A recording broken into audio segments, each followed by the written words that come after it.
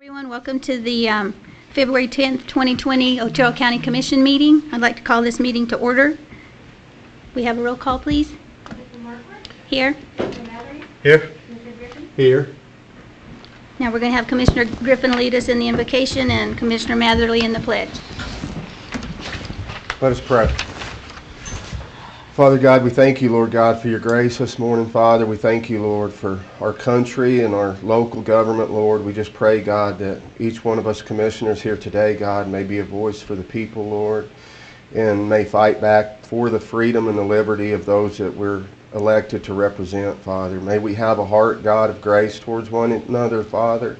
But Lord, may you strengthen us, Father, with boldness, Lord God, that we may have this boldness and courage to speak the truth, Father, and always stand in the light, Father. As we thank you, God, for your grace, your love, and your mercy, and we thank you, Lord God, most of all, for the hope that we have in the resurrection of your Son and our Savior, the Lord Jesus Christ. Amen. Amen. I pledge allegiance to the flag of the United States of America and to the republic for which it stands, one nation, under God, indivisible, with liberty and justice for all. I salute the flag of the state of New Mexico and the Zia symbol of perfect friendship among united cultures. All right, we're going to move a couple of things. Commissioner Griffin asked that we pull the consent item number 16 for discussion, and we're going to move item 26 on the new business up so that Trent can do it after his project manager's report because he has somewhere he needs to be.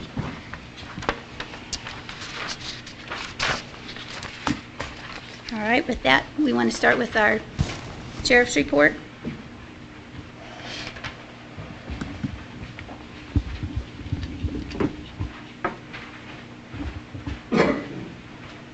Morning, Commissioner. Good morning. David Black, Otero County Sheriff. At the Sheriff's Office for January. You can talk to me anytime by saying my You are not invited to this meeting. January 2022. Otero County Sheriff's Office responded to 2,269 calls for service, generated 201 investigative reports, had 60 traffic citations issued, conducted 46 traffic crash investigations, and all this work resulted in 61 arrests. In our narcotics division, had 4 search warrants, 5 arrests, had 35 case reports, had a couple of firearms seized, solved 3 burglaries, seized 11.13 pounds of meth, 0 in the heroin, 131 pounds of marijuana was seized, and we seized 499 fentanyl pills.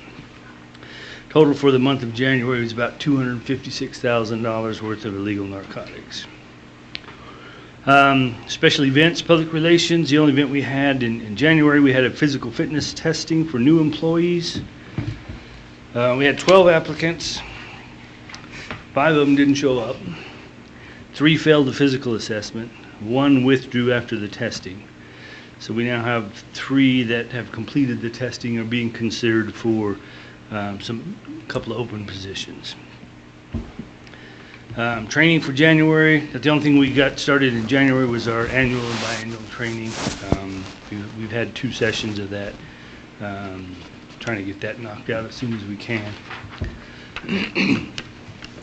In our Manning department, we currently have 2 deputies that started the academy the 23rd of last month. They're scheduled to graduate in July. Once they get out of there, they'll start their FTO program in about another 12 weeks of the FTO, and then we'll have them on the street. We did have 4 certified deputies apply at the Otero County Sheriff's Office. One of them's already started with this. The other 3, 2 of them just completed their psychological evals yesterday. The 3rd is scheduled to do his on the 22nd. So hopefully by the end of the month, we'll have these other 3 on board, and that will be a big shot in the arm right there for our Manning issue. We do have one person we are doing the background on right now for our community service position, and hopefully have him on board soon. As it sits right now, I have 2 open positions for deputies. I have 1 full-time dispatch position and 1 part-time dispatch, and the 1 CSO position. It was interesting, last night we had attended the job fair at the Taze Center. Wasn't sure what was going to happen over there, but at the end of the night we had 3 applications. We have 1 guy that's interested in our full-time dispatch, another person that's interested in CSO in case this guy doesn't work out. We were pleasantly surprised at the turnout and the people that come and talk with us about positions with the county. So that is it. I'll stand for any questions you may have. I have one, David, well, actually 2, but if there's any way possible, if you could come to the next Chaparral meeting, because there were several questions asked about the speeding and what we can do through the town and stuff like that. I've already visited with Tom. They were asking about speed bumps, and that's not an option. That's against the law. So if you could come, because they'll have more questions on that. That was a big topic. The other deal is, I'm presuming after all the confusion, we're set up for next Tuesday afternoon for the Bridal Falls. Yes. Okay. Yeah. After the meeting, I get back to the office. I'll reach out. I don't think we have a time Right. just yet, but we'll take care of that this afternoon and get it so we can get up there and get that looked at. Okay. As far as the Chaparral deal, I'll tell you right now, I've already reached out to my supervisors down there. I gave them the street names and stuff that were discussed in that. I just told them, if you can, have your guys start doing some extra patrol on those streets. Start looking at, if you have to, citations and stuff to slow them down. Yeah. Perfect. Thank you. Do you have any way to reach out to some of the school kids and kind of start warning them about this fentanyl that's going on? I mean, the dangers of taking that stuff? I mean, it's mixed in everything now. I mean, they can smoke a joint and it's It's laced with fentanyl. Yeah. Meth I mean, is it's laced with fentanyl. It all is now. So, let me look into that. I just worry that they're thinking they're smoking a joint and they could kill themselves easily. Oh yeah. Let me reach out to some people and see. We need some presentations in the schools, Right. or something of that nature. So let me see what we can do. Okay, thank you. Yeah, David, I'll start by just commending you on your law enforcement efforts and drug seizures and such.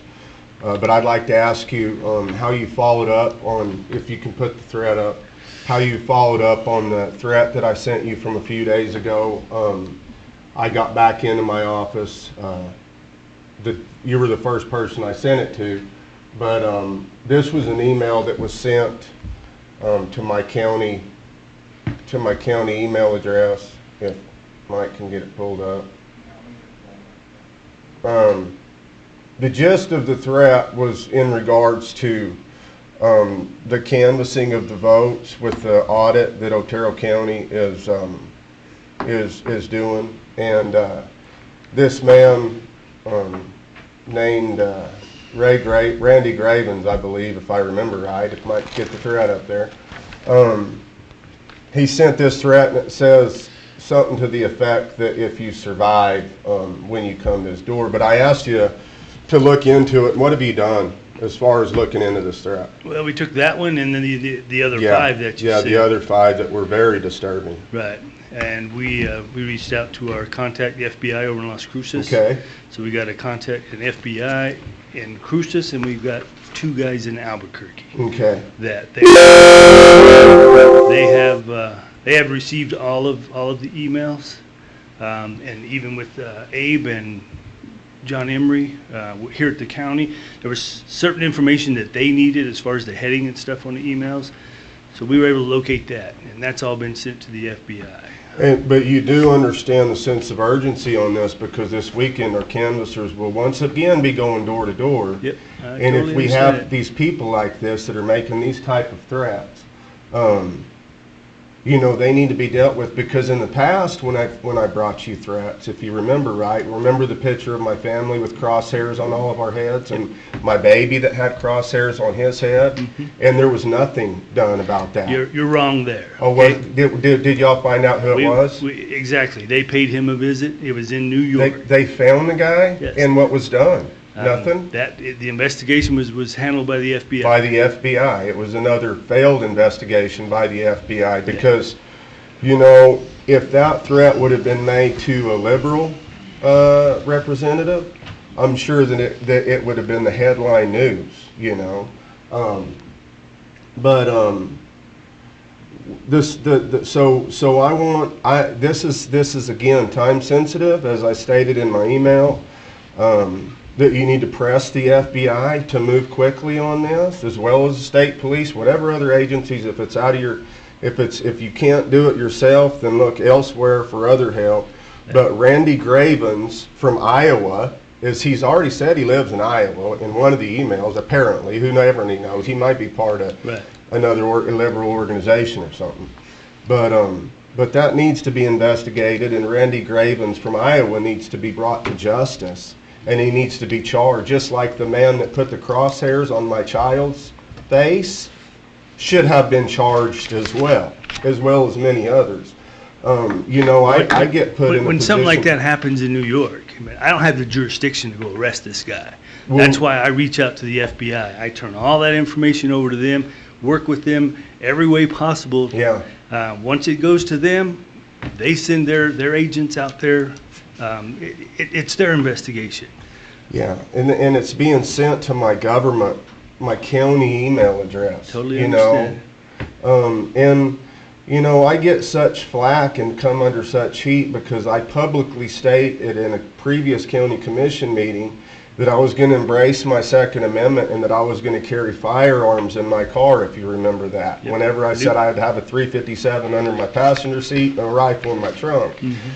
Because I get put in a place by these threats that are being made against my life and against my family's life that are very serious, and they're extremely concerning, as I tried to express to you in an email or in a text message right after that meeting whenever I asked you for your help in an investigation. And if you remember right, when you responded to me, you said, Coy, maybe if you keep your mouth shut, some of this stuff wouldn't be happening to you. Yes, sir, I did. You remember that? Yes, sir, I do. Yeah, that's exactly what those people want me to do too, is keep my mouth shut. You see, this is the battle that we're in. And for you to respond in such a way, telling me if you just keep your mouth shut, this stuff wouldn't be happening to you, what a horrible thing to say, in my opinion. Yeah, well, I disagree with you. Yeah, okay, so you want me to keep my mouth shut. I think there's a very tactful and a way of presenting yourself. Okay. We haven't seen that on some occasions. Okay. We'll move and it. I'll tell you one other thing, that a lot of times that the results of some of this is these girls right up front. Okay. They get bombarded with Sure. phone calls, nasty Exactly. phone calls, threatening phone calls. And you know why? Because those people that are calling want me to keep my mouth shut just like you do.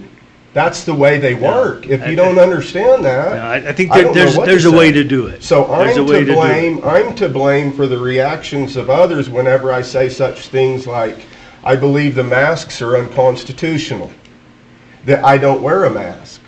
So they bombard the county with these hateful emails because they think that's going to leverage and influence me to keep my mouth shut, which I'm not going to keep my mouth shut over.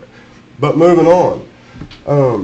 One other thing that I want to remind the county and you in particular, David, is about the recent public hearing that we had at the Flickinger Center whenever we, as a Board of Commissioners, voted unanimously on a resolution in which you supported, and that resolution says, the board denounces the unconstitutional health orders issued by the Governor of New Mexico and the New Mexico Secretary of Health. Second part, the board declares that those officials who enforce or abide by these unconstitutional health orders violate their oaths of office and their duty to the people of New Mexico, correct? Correct. You still stand on that? You still support that resolution? Yes, I do. then why are your deputies over here at the courthouse forcing people to put masks on whenever they go into our courthouse? We have a meeting with the judge, Judge Snyder, tomorrow to discuss that. I was unaware at the time that they were enforcing that. It was my belief that they had their personnel that would be enforcing that. My guys have been instructed to talk with the people, inform them of the orders, but we will not be enforcing it. So nobody from the county called you and complained about your deputies having to make people wear masks? Jerry Don Salazar didn't contact you? I've talked with Jerry Don several Okay, times. so you did know that they were enforcing it over there. They were calling you complaining. Just recently, yes. Just recently? Yes. So you knew. So as soon as you found out, if you believe they're unconstitutional and any elected official would be in violation of their oath, why didn't you immediately go over there and tell the people that work for you to quit doing it? Because You have to I go think have a it's meeting my with- responsibility to work with the chief judge over there, okay? Okay. I think out of respect for her and the courts, that I would love to sit down and talk with her and let's come to a reasonable, just come up with something reasonable that the enforcement, okay? My guys should not be doing that. My guys will not be doing that. They're doing Okay. it today. They're doing it right now as we speak. They're making people wear masks as they go into the courthouse over here. And they're doing it under your direction through your No, department. it's not my direction. This is direction from the state Supreme Court, handed down to the, to AOC, and then it comes down to the courts with it throughout the entire state. Okay? It's not my order, it's not my direction. Are the district judges over here elected officials, or Snyder and them? They're elected by the people, right? Yes? Why don't you go at your meeting tomorrow and why don't you put them on notice that they are in violation of their oath of office, and you as the chief law enforcement officer of the county are going to hold them in violation of their oath of office? That's a unanimous vote from us, and it was one that you supported during the public hearing over here. Yep. So why don't you let them know? Why don't that you we're- let me do my job? That's what I'm trying to encourage you to do, okay? You badger people all over the place. No, okay? I just told you your oath. No, you badger people all over. Okay. How about you let me do my job? Okay. Okay? Okay. But I'll tell you this, the people of Otero County, the voters are watching you right now, and you'll have an election coming up very soon, and you're going to be judged at the ballot box if we can get our electorate secure. And so in the next, and I still support you. I've supported you from day one. I don't agree with everything that you do. I don't agree with you forcing people to wear masks. That's why I'm expressing it right here, right now. Right. But I'll continue to support our sheriff until you're either done with your office or you get voted out of office, one of the two, because the sheriff's office, the position of sheriff is the most important elected position in the county today. And if we have to have pushback on a tyrannical government that's unconstitutional, it won't be each man on his own at his house. It will be a coordinated effort through the office of the county sheriff. And that's the way we will fight, and that's the way we will get our country back, and that's the way we will get our rights back. Now, if you're willing to lead that charge, and if you have the strength and the resolve to do it, then I'd encourage you to get to doing it, because if not, then believe me, there'll be another sheriff in there before long. But that's all I have. Thank you, Sheriff. Thank you. Thank you, David.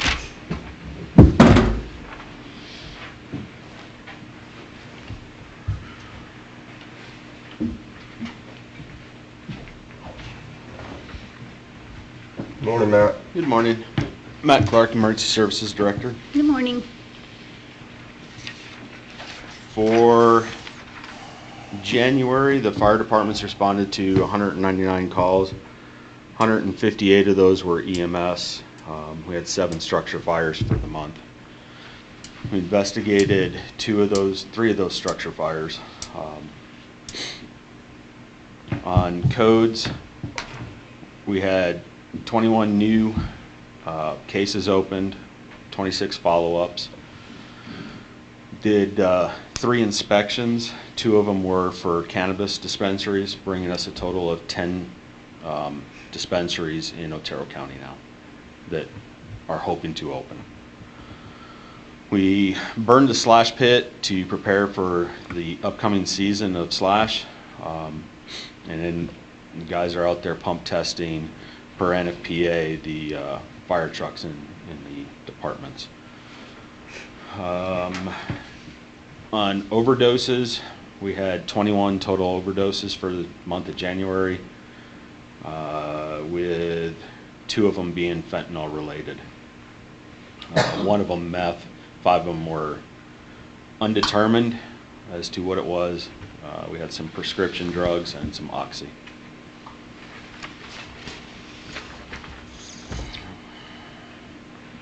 We continue meeting with the attorney on our codes, getting those moving forward. There's an updated one that's going to be coming up later on in the agenda. And then Three Rivers Fire. Yeah. Travis Mosley was going to be here, but he had to take his wife to emergency surgery today. Yeah. And the email that I got indicated still no new updates, but he is going to make every effort to be here next month. Okay. I just want to be on record in the public to know that Travis assured us that he wouldn't be here, but one of the law enforcement officers from the Forest Service were going to be here on the last time that we visited with Travis Mosley on the phone. And it's been, what, 14, 15 months since the Three Rivers fire? April will be a year. Oh, it will be a year, April. Yep. Okay. And that we still don't know. We know that Travis, what Travis told us, he said, yeah, it was human caused. But we still don't know if the fire was intentional or accidental. It's a very simple, easy question to find out if it was intentionally started or accidental. And it means a lot to the people of our county, because if it was accidental, then we have a careless person in our county. And if it was intentional, we have an arsonist in our county with the forest up here that could go up at any time and burn everybody's houses down. It's only a miracle, by God's grace, that Three Rivers fire didn't burn over the top of Nogal. They were evacuating Nogal, and it was coming, and the Lord sent a nice blanket of snow over the top of that fire, if you remember right. First time Sierra Blanca's been white in years. But one thing that really disturbed me whenever we spoke to Travis Mosley in that meeting is Travis Mosley, the forest supervisor, doesn't even know if it's intentional or accidental whenever I asked him. He said that he didn't know. And here we are, proposed, as we're going to discuss later in our meeting, about this forest plan with the Forest Service. And the Forest Service acts nothing short of a terrorist organization to the people of Otero County. And Travis Mosley and the locals here should be disgraced of the way that they've communicated with the county and the lack of respect that they've given the county in regards to this fire. It's not a hard question to ask, and they shouldn't have to dig too far, because as we and our county sheriff have the responsibility for the health and well-being of the people of our county. And again, if we have an arsonist living in our county, that's very important. And the more this goes on, the more I just wonder if this fire might not have been intentionally set by somebody inside the Forest Service. It's happened many times before, where you have people that work for the Forest Service that start the fires. So maybe it's a cover-up by the Forest Service. I don't know. We won't know until they give us the respect of sitting down here in a county meeting and allowing us the knowledge of knowing if it was intentional or accidental, because right now we know it was human caused. That's all I got. Have you had any movement between James Canyon Fire and 16 Springs? Has anything happened with that? No, ma'am. Okay. We still working on setting up a meeting between everybody? The other party wishes not to do anything. Okay. So it's, as far as I'm concerned, it's over and done with. Okay. All right. Thank you. Matt, couple things. You mentioned that there was 10 dispensaries now in the county. Are all those permitted properly and licensed? I don't know if they're licensed yet or permitted, because we're just going through making sure that the facility is going to be fire safe. Someone else is going to have to do the actual permitting of giving them their cannabis permit. So who will do the inspection on that for the county? Will that be you, or will that be Sheriff Black? We do, You do. for the fire, yes. Okay. If you could find out for the next meeting, I'm just curious to make sure everybody's going through their paperwork. The other thing I would like to, and I forgot to mention last month, was to thank you and your EMS crew at the racetrack. They did a fabulous job. Thank Tom Porter. We had a helicopter air vac. Their crews all came out. They were spot on professional. Just tell you guys that we really appreciate it. And this weekend is the next race. Don't forget. Be ready. Be ready. Thank you. Appreciate all y'all do. Thanks, Tom. Matt, I thank mean, you Matt. for, the first responders can never be thanked enough, you know. Every time a siren goes by, people ought to acknowledge and pray for you guys, because we appreciate you. I will definitely pass that on. Thank you.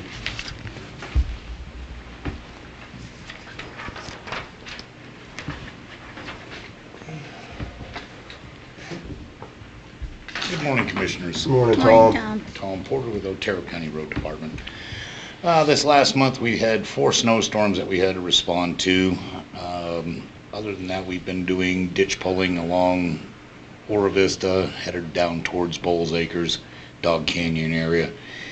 Did some ditch work over in Thule Dump Road, had to end up hauling 500 yards of pit run into there to rebuild sections of that road, along with some work out on the Mesa on GO 24, 17, and 506 on Mitchell Tank Road.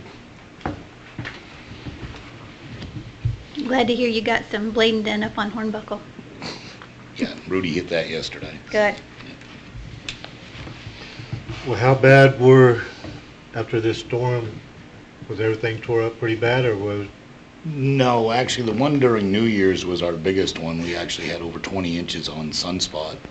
That took us about 3 days to clean up because that storm just continued for 2 days. So it took us a good 3 days to clean that one up. Some of the higher ridges are seeing some good moisture this year. Finally, Mau Mau actually had another foot last weekend. So. Well, Appreciate everything. Go ahead, I'm sorry. I was just going to tell you thank you again. I told Matt. People don't realize that there's a safety out there at the track. When you guys show up, how professional and good that you do. And Thank we you. do appreciate it, Thank you. because it is relief. So, thank you. And we appreciate those snow plows. Yeah.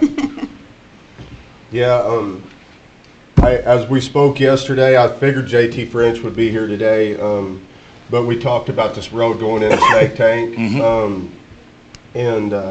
You know, as I expressed to you, Tom, the way I feel that, you know, these ranchers that are pretty much a backbone of our county, in my opinion, or part of it anyways, that they need to be able to have roads where they can get cattle trucks down, they can get feed wagons down.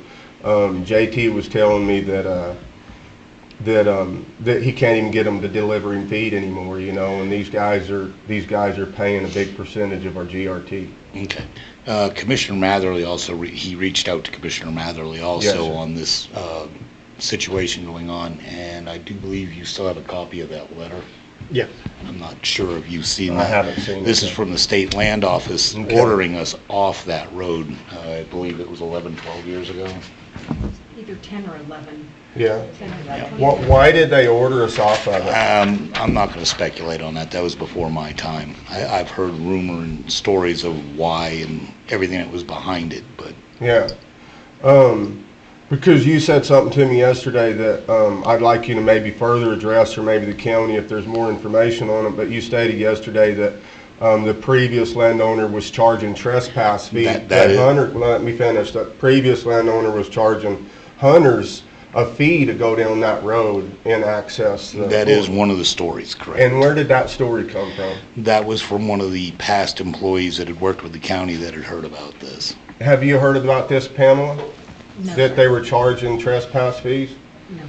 Okay. And Was there it again- was it investigated? I'm not sure. Like I said, this is all before I ever got involved with it. But see, you tell me that, I'm an elected official, you're the superintendent of the county road department, and you tell me that they were charging trespass fees to people going down the road, and but you tell me it's a story that you heard from somebody. Yes, But sir. see, that affects my position and my decision in regards to representation. And I also told you that was one of the things that was said. I didn't say it was gospel. Yeah, but if it was said or not, it was slander, in my opinion. Well- And, you know, it opens the county up for liability whenever a county official makes a statement like that. You have to make sure that those things have been investigated and a decision's been made through the courts before you ever say anything like that those guys were charging people to come down the road out there, because that's a pretty serious offense. And you asked me what I had known, what I knew about this, and I told you this is what I had heard. Yeah. You know, Well, again, you know, the state of New Mexico isn't probably, if I had to bet, the state of New Mexico isn't going to do anything to help anybody that's a rancher or uses the land. The state of New Mexico right now is trying to shut everybody off of access to the lands. So I think as a board of county commissioners and as a county, we need to knuckle down and make sure that these guys have their road bladed at least to their pens where they can ship their cattle out of. It's not right. And I believe that the county can do more. I believe that, you know, we can get a blade down that road, and we can get it where they can access their cattle pens. So, whatever we need to do, Roy, if maybe you can look into the legalities of it, and if we can do maybe an emergency, make an emergency decision that this is pressing, and to get that road maintained from the highway to those pens where they're shipping cattle out of, so they can get their cows moved out of it. So whatever needs to happen there, Tom, put it on your radar, and let's get that road maintained where those guys, because it's aggravating. I can understand JT's frustration when these guys are trying to make a living. They're trying to get their cows to market, and they're going down a county road that we won't even get maintained enough for their trucks to go down. The frustration that JT had the other day, I stand on his side. I don't stand on the county side, and I'm not going to try to. My oath is to the people, and JT is a constituent of mine, and he needs to be able to get a truck down the road. not arguing. Okay, thank you. Thanks, Don. Commissioner Griffin has he, when I called him, he didn't answer, but I left a message. Yeah.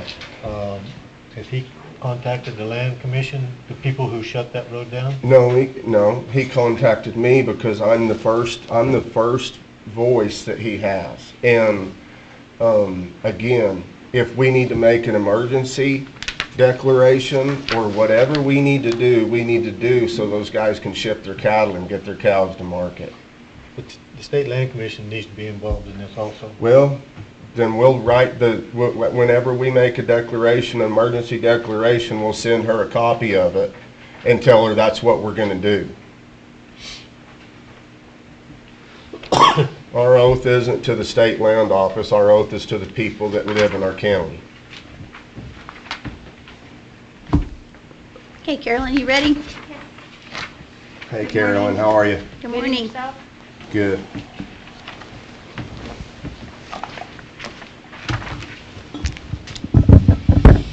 Carolyn Barella, Correctional Services Director. So good morning, everyone. Good morning. So the adult population today is 168. I have in-house 131. 101 inmates, males, and 30 females.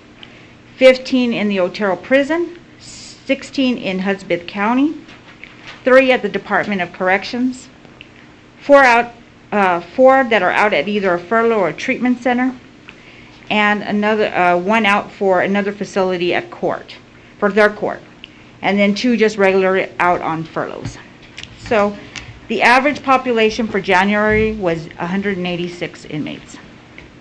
The population we have in January was 0.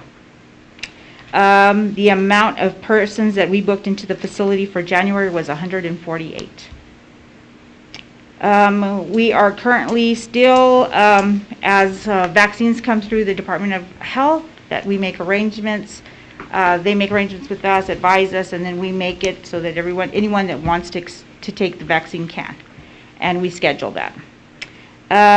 We didn't have any contraband that came in or that was caught last month. So that's a good thing. For transports for the month of January, we had 2 females were transported to the Women's Correctional Facility in Grants. We had 2 females were transported to the Department of Corrections in Springer, the second place where they house females.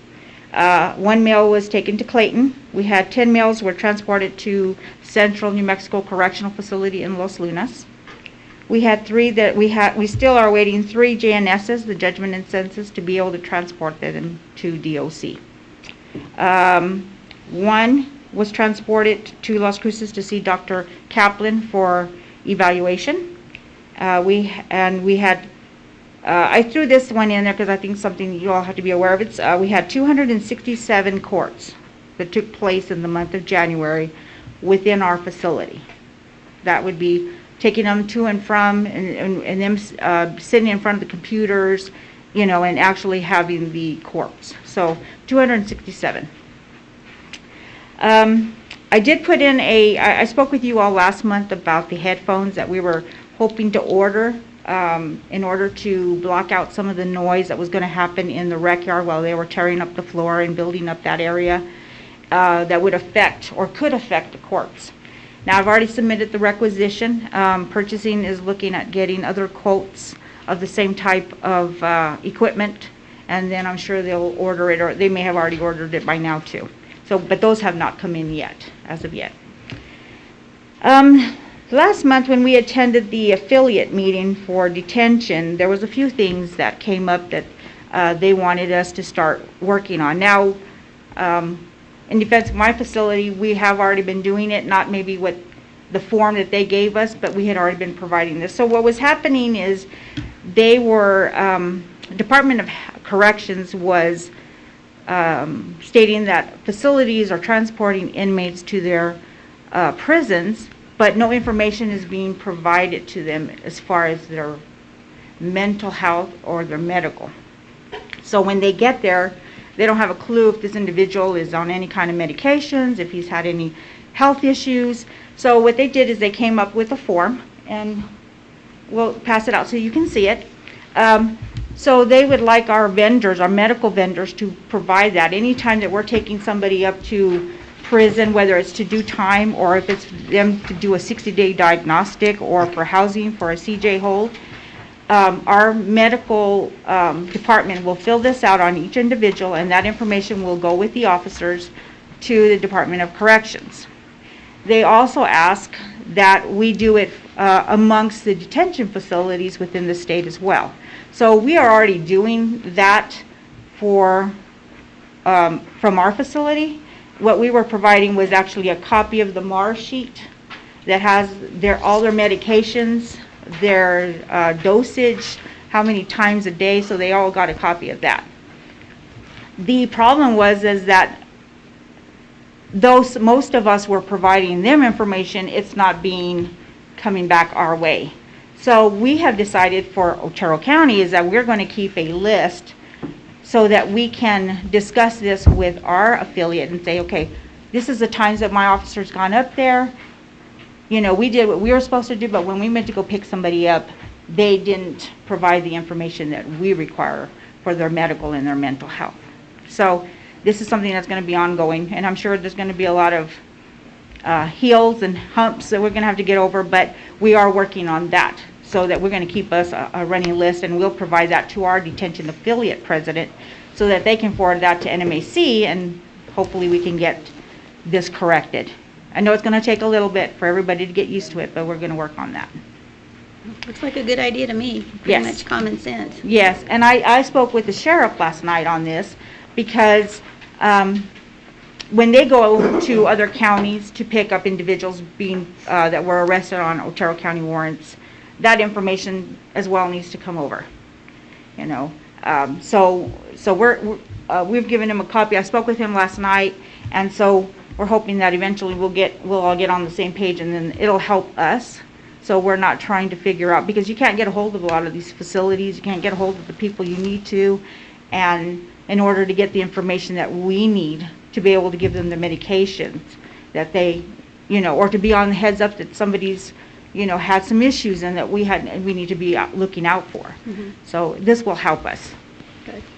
So when you're gonna transport one, or you send the sheriff to go bring a prisoner back, they have a package for this prisoner, correct? They should, Whenever the yes. sheriff picks them up? Or a I would deputy? assume so, yes. So if this is gonna be in your policy, so you should be sending this over to, and this should be pre-filled out prior to them picking it up, so they have the information? Is that what you're saying? Is that, am I Yes, understanding yes. it right? So when we're sending somebody to Department of Corrections and we're taking them, we get with our medical department and advise them that tomorrow we're taking 3 to the Department of Corrections. We need the medical forms filled out, we need the MARS form, and then those are put in a sealed envelope, because those are confidential. Officers should not be looking at them, or their officers shouldn't be looking at them when they receive them. They seal them, and in the morning, that packet goes along with the inmates and property, or whatever's going with them. So then when they get there, they go, this is for the medical department, has medical, confidential, and they hand it over to their medical department. So now they know the 3 people that they got in from Otero County, and all the information is there. This paper, that paper that you have, along with their MAR sheets. So, but you know that if we're gonna receive one, right? No, I don't know until they walk in our door. If the sheriff goes to pick up somebody in Curry County, I don't have a clue that they're picking up somebody until they get there. Oh, okay. Until they walk in the door. We won't know that there was anybody in Curry County that had an Otero County warrant. We don't know nothing until they walk in our door. And so you're trying to get so when they show up, then you get this same information from Curry County? Yes, ma'am. Okay, Yes. that makes sense. Okay, like a good idea to me. Yeah, sounds good. So the next thing that we spoke about at our affiliate meeting was how we're retaining employees. What are we doing to retain employees? Some of the ideas that came across from the state was stipends to encourage employees to show up to work. So some counties are providing, let's say that they don't miss any work for the 2 weeks, they give them a stipend. They give them $250 to show up to work, and no dates, no annual leave, no sick leave, nothing like that. Or they give staff that refer people to put in an application, and if they're hired, they give them it's like a stipend as well. They give them money if they're hired, if they stay, and then if they stay and they're past their 6 months, then they give them a little bit more money. Kind of an encouragement to get people to get out there and advertise and try to recruit for us. A lot of people are using the ARPA funds that were received from the federal government. Am I right? And so that's what they're saying, that they're utilizing some of those funds to try to encourage employment. That's something I haven't sat down with the county manager yet to talk about. It's been a little hard with everything going on, but between her schedule and mine, it's just that's something that I will be discussing with her just to see what we can do. But it kind of, the other one was when staff has to come in and cover for someone that called out, they get a stipend on top of that for coming in and actually covering the shift. So that would be another type of what they're doing. This is, like I said, this is what's happening out across the state, trying to keep employees, current employees, from leaving. Last night, we attended the job fair at the Tay Center, and we gave out about 15 applications. We did get one while we were there. They returned it, so we have to give that to HR.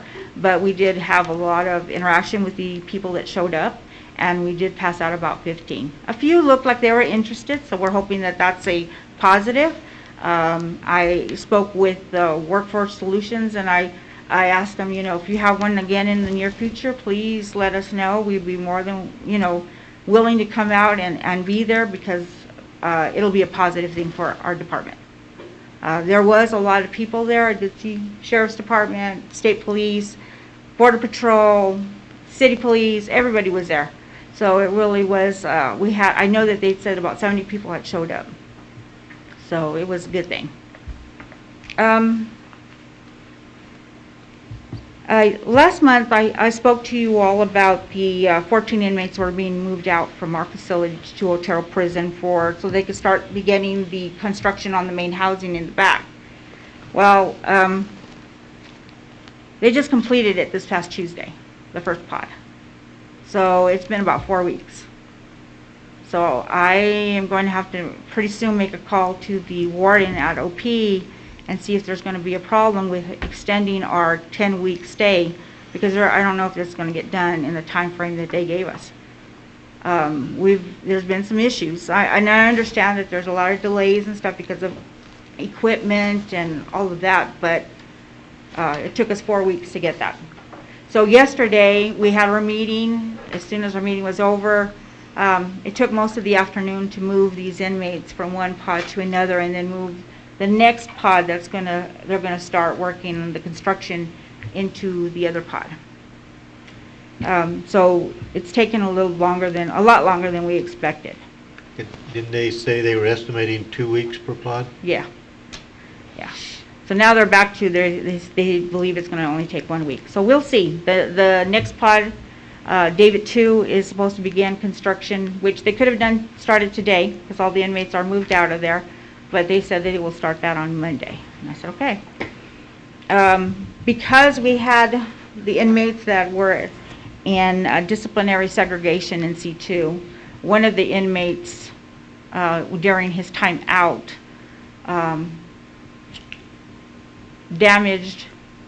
destroyed the TV that was in there, and damaged the kiosk.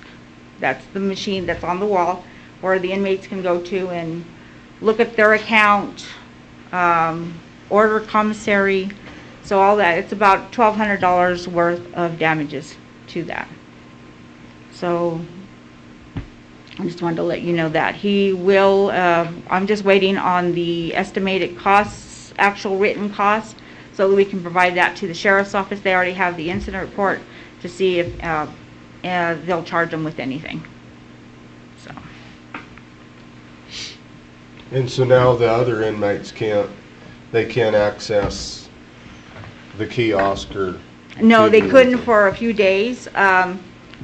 We did buy a new TV, but we waited till we got those ones moved yesterday in order to go and install the TV back in there. Good. The kiosk, they came out yesterday, I believe, and replaced the glass that goes over it, which is about $1,000. And but the hand reader doesn't work, the fingerprint reader.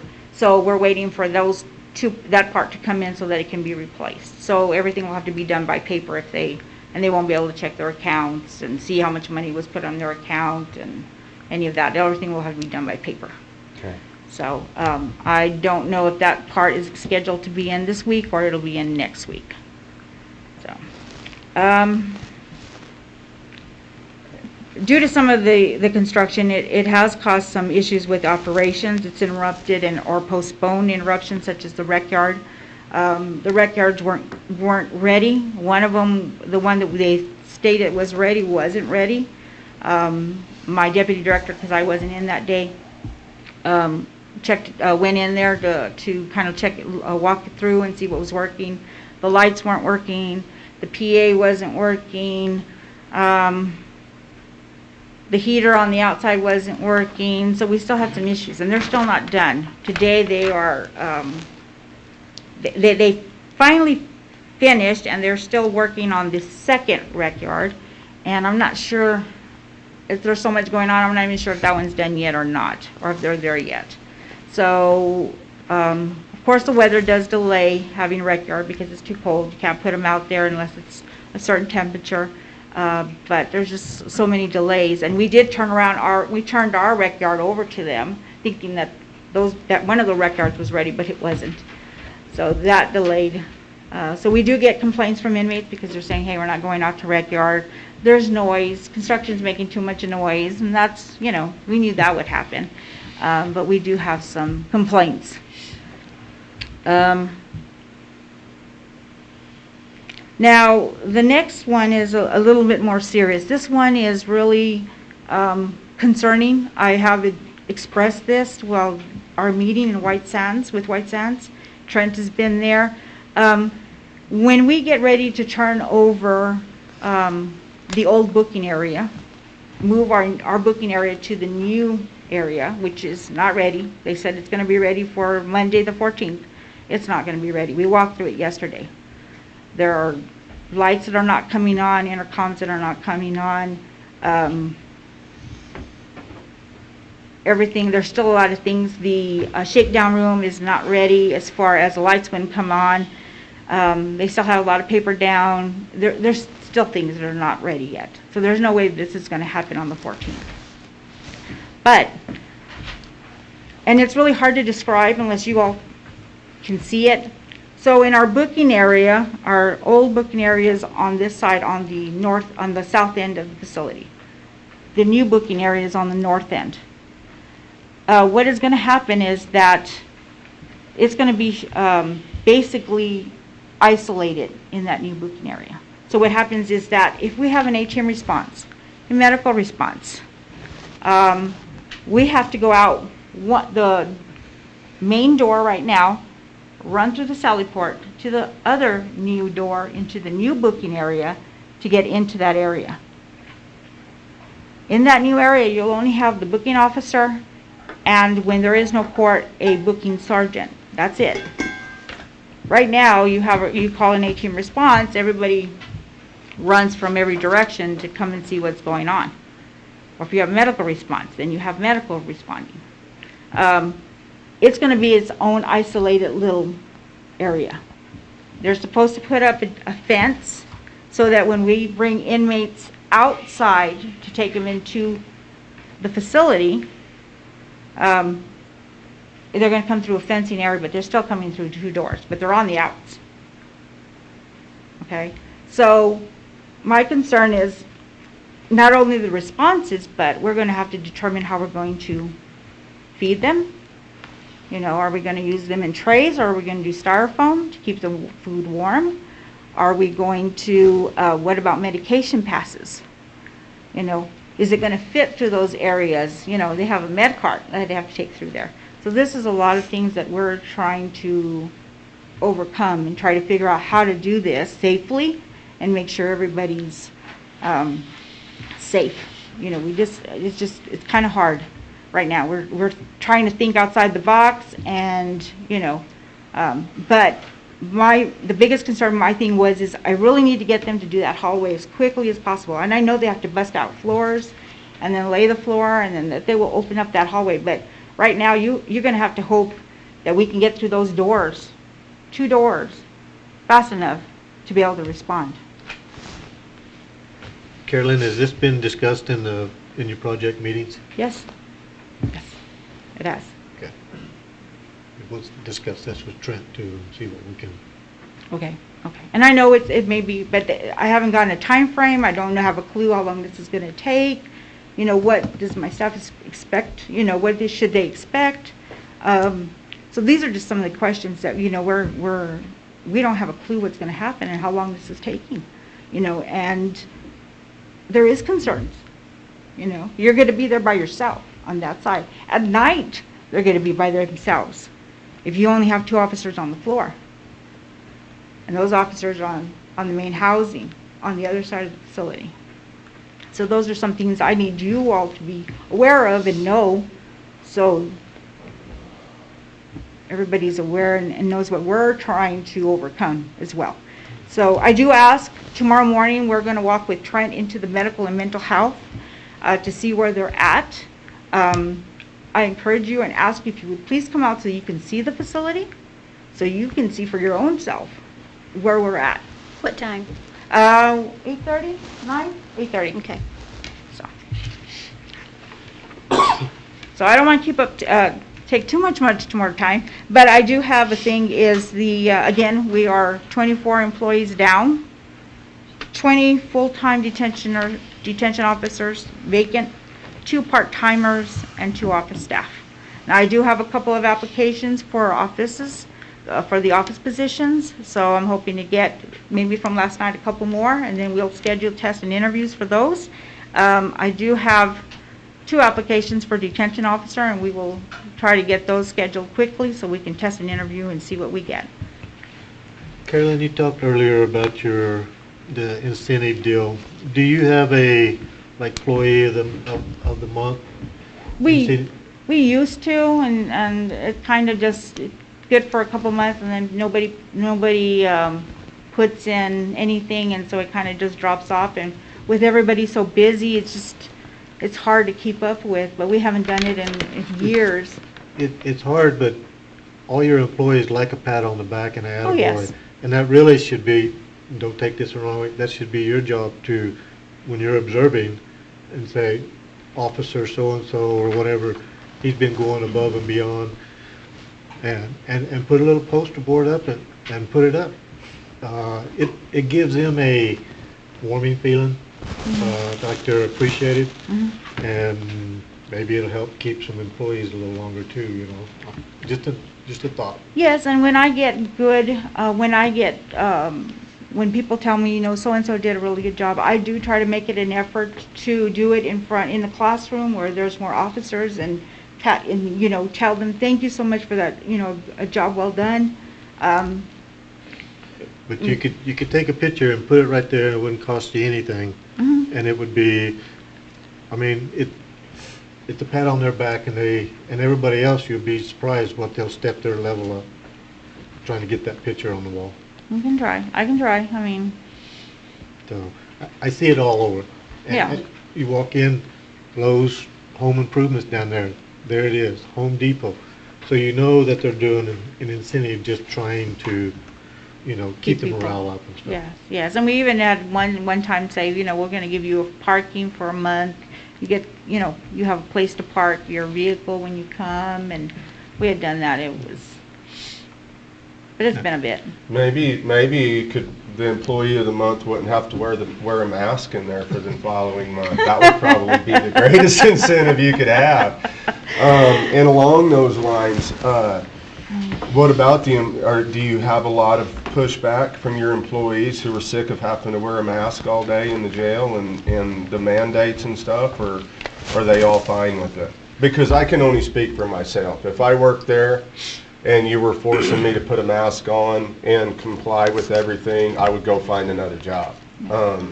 I don't know if that's happened to you any, No. or if everybody's fine with wearing a mask and fine with complying. Do you have employees that complain? No, I don't No? have any complaints with Okay. that. No. Well, I would. You'd be my difficult one. Any questions? No? Okay, thank you. See you in the morning. All right, thank you. Thank you, Carolyn. Thank you, Carolyn. Trent?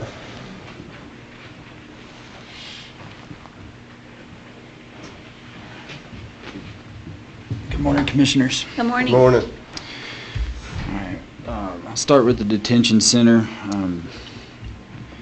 The admin renovation was completed, and so she has all of her operations back in full swing in that area. She still has a couple employees displaced that are currently in her training room because due to other areas in the facility being under construction, but there's a lot more space in that admin area now. So it was good to have that complete and have them out of there and messing with operations. The security systems are being installed and the integration and booking and pods is ongoing. They were really off to a rough start on this integration, and that set, like Carolyn spoke about, it delayed the first pod being turned back. It's delayed quite a few things. They had some unexpected problems and issues with this new system, and to try to combat that, I did speak with the contractor this week about the Stanley is a third tier. They're the company putting the system in. They're a third tier sub, so that means they're under the electricians, and so their contract's not directly with White Sands. And the representative, he was here for about a 2-week period when they started the integration, but he hasn't been back on site, and he's been trying to do this stuff remotely. So I conveyed my concerns that I believe to speed up the process and to not get them any farther behind schedule, this gentleman needs to be on site during this integration. This having to communicate back and forth and remote login and stuff, I don't feel like, I think they're wasting a lot of time. So I've been working with them to try to get this guy back on site during these integrations, because he's the one person that can fix any of the problems. And that takes a load off of the electrician to put them back to doing their jobs. So we're trying to work through some of that and try to keep some of these delays. But they did have some issues up front, but it seems to be going a little better now. So. Are they still having supply issues getting things, or is that getting better? No, some of their stuff was some of the wrong equipment, and so they had to wait on some equipment to come in. Some of it was just it was unexpected programming problems and stuff like that, but they're getting that all worked out. I think they're going to be on a lot better track now. One of the issues we have, and we addressed that in yesterday's meeting, is the training. Now that we're going online with the new system, all their control, like master control, pod control, all of that, they're working 2 separate systems right now because not everything's on the new system yet. Well, there hasn't been any training done for the new system, so they're working to get this training. The system is pretty user friendly. We messed with it quite a bit yesterday. It's pretty simple and user friendly when it's operating correctly, but you know, the staff needs some training in that as well. So the contractor is working on complying with the specifications that are listed in the contract for these training sessions and training programs. So we'll keep moving on that and try to get everybody up to speed on it. The renovation of the 2-story pods is in progress. They'll be starting in D2 on Monday. The contractor believes that they'll only take 1 week to be able to do a pod now, and then since we've worked through the issues of getting those pods brought in and integrated, they don't think it's going to be a problem moving forward. So we should be back on track as of Monday. The booking edition scheduled to be turned over. I have to agree with Carolyn. I don't think it's going to be on Monday. After our view of it yesterday, there's still just a lot of stuff to do and little time to do it between now and Monday. We've worked with them to try to get a good date for this, because this is a little bit bigger move than just moving desks around. I mean, we're going to be moving inmates from the old cells into the new ones. We're going to be moving staff in there, and operations have to still be in progress, you know, throughout this whole thing. We can't afford any downtime, so that may end up being a little bit delayed. So. The kitchen addition is currently, they're telling us by February 28th that they'll have the freezers, the new freezers. They've been installed. They're waiting to get some electrical inspections to get them hooked up and running, so hopefully we'll have the addition part of the kitchen turned over to us by the end of the month. The medical addition, in my opinion, has been the best out of the entire process. They're making really good headway on this addition, and I think they're pretty much on target on that addition. So that's good news. You have questions on that one? Yes, I was going to let you finish before you go off to the next one, but my concerns on these turnaround times on these pods, 2 weeks to a long time, and now they're going to do it in a week. So why were they making up 3 weeks at?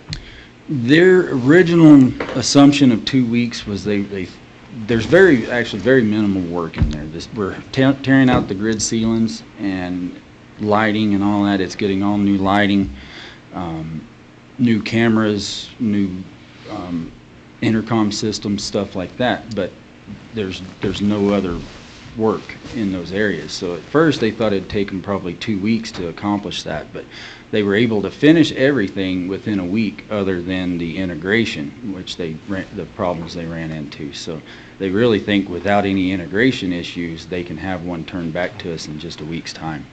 And then the fence that Carolyn was talking about, are they White Sands, is that their obligation to have that fence put up, or is that the county's obligation? From booking, yes. No, this was actually in the contract documents and on the plans. This was a designed corridor to move people from the new booking and personnel into the facility. The fence will go up inside the confines of the Sally Port, and it's just going to be a walkway from point A to point B. They tried to design this to have a pathway somehow inside the building, but with the renovation work, the extent that has to go on in the existing booking, there wasn't any way to safely get people through the construction. So this was pretty much the only path that they could come up with, short of taking people outside of the facility, which was a security risk. Yeah. And they're going to work and try to get, because the existing booking, the entire floor comes out, has to be removed and hauled out of the building, which has to all be done by hand because there's no way to get equipment inside the building. All the walls, ceilings, everything come out and go back in with a new configuration. So they're going to try to get the floor out and get it prepped and put back in and supply us with an interior corridor at that point, but it would be some time that they will be routing around through the Sally Port. Is White Sands doing the demo? Yes. Well, they have a subcontractor doing the demo. So they're manned enough to do it and get it done? Yes. You know, the main concern and the only thing that holds up demo is, and we've experienced that throughout the whole project, is unforeseens. They started cutting out the existing rec yard floor to get it, because it was scheduled to come out, and they hit 3 different conduits that were unknown, hidden in the concrete, and you know, so it kind of stops them so that the electricians can step in and get stuff rerouted so that we don't lose anything. One of them was a intercom line, so it would drop intercoms for the cells, which could cause problems. They, you know, worked to got it back online quickly, but this is stuff that, you know, you can't. It's unforeseen. The booking area, I assume, is going to be the same scenario. We've hit it everywhere else that we've cut into the concrete. We've managed to find hidden objects.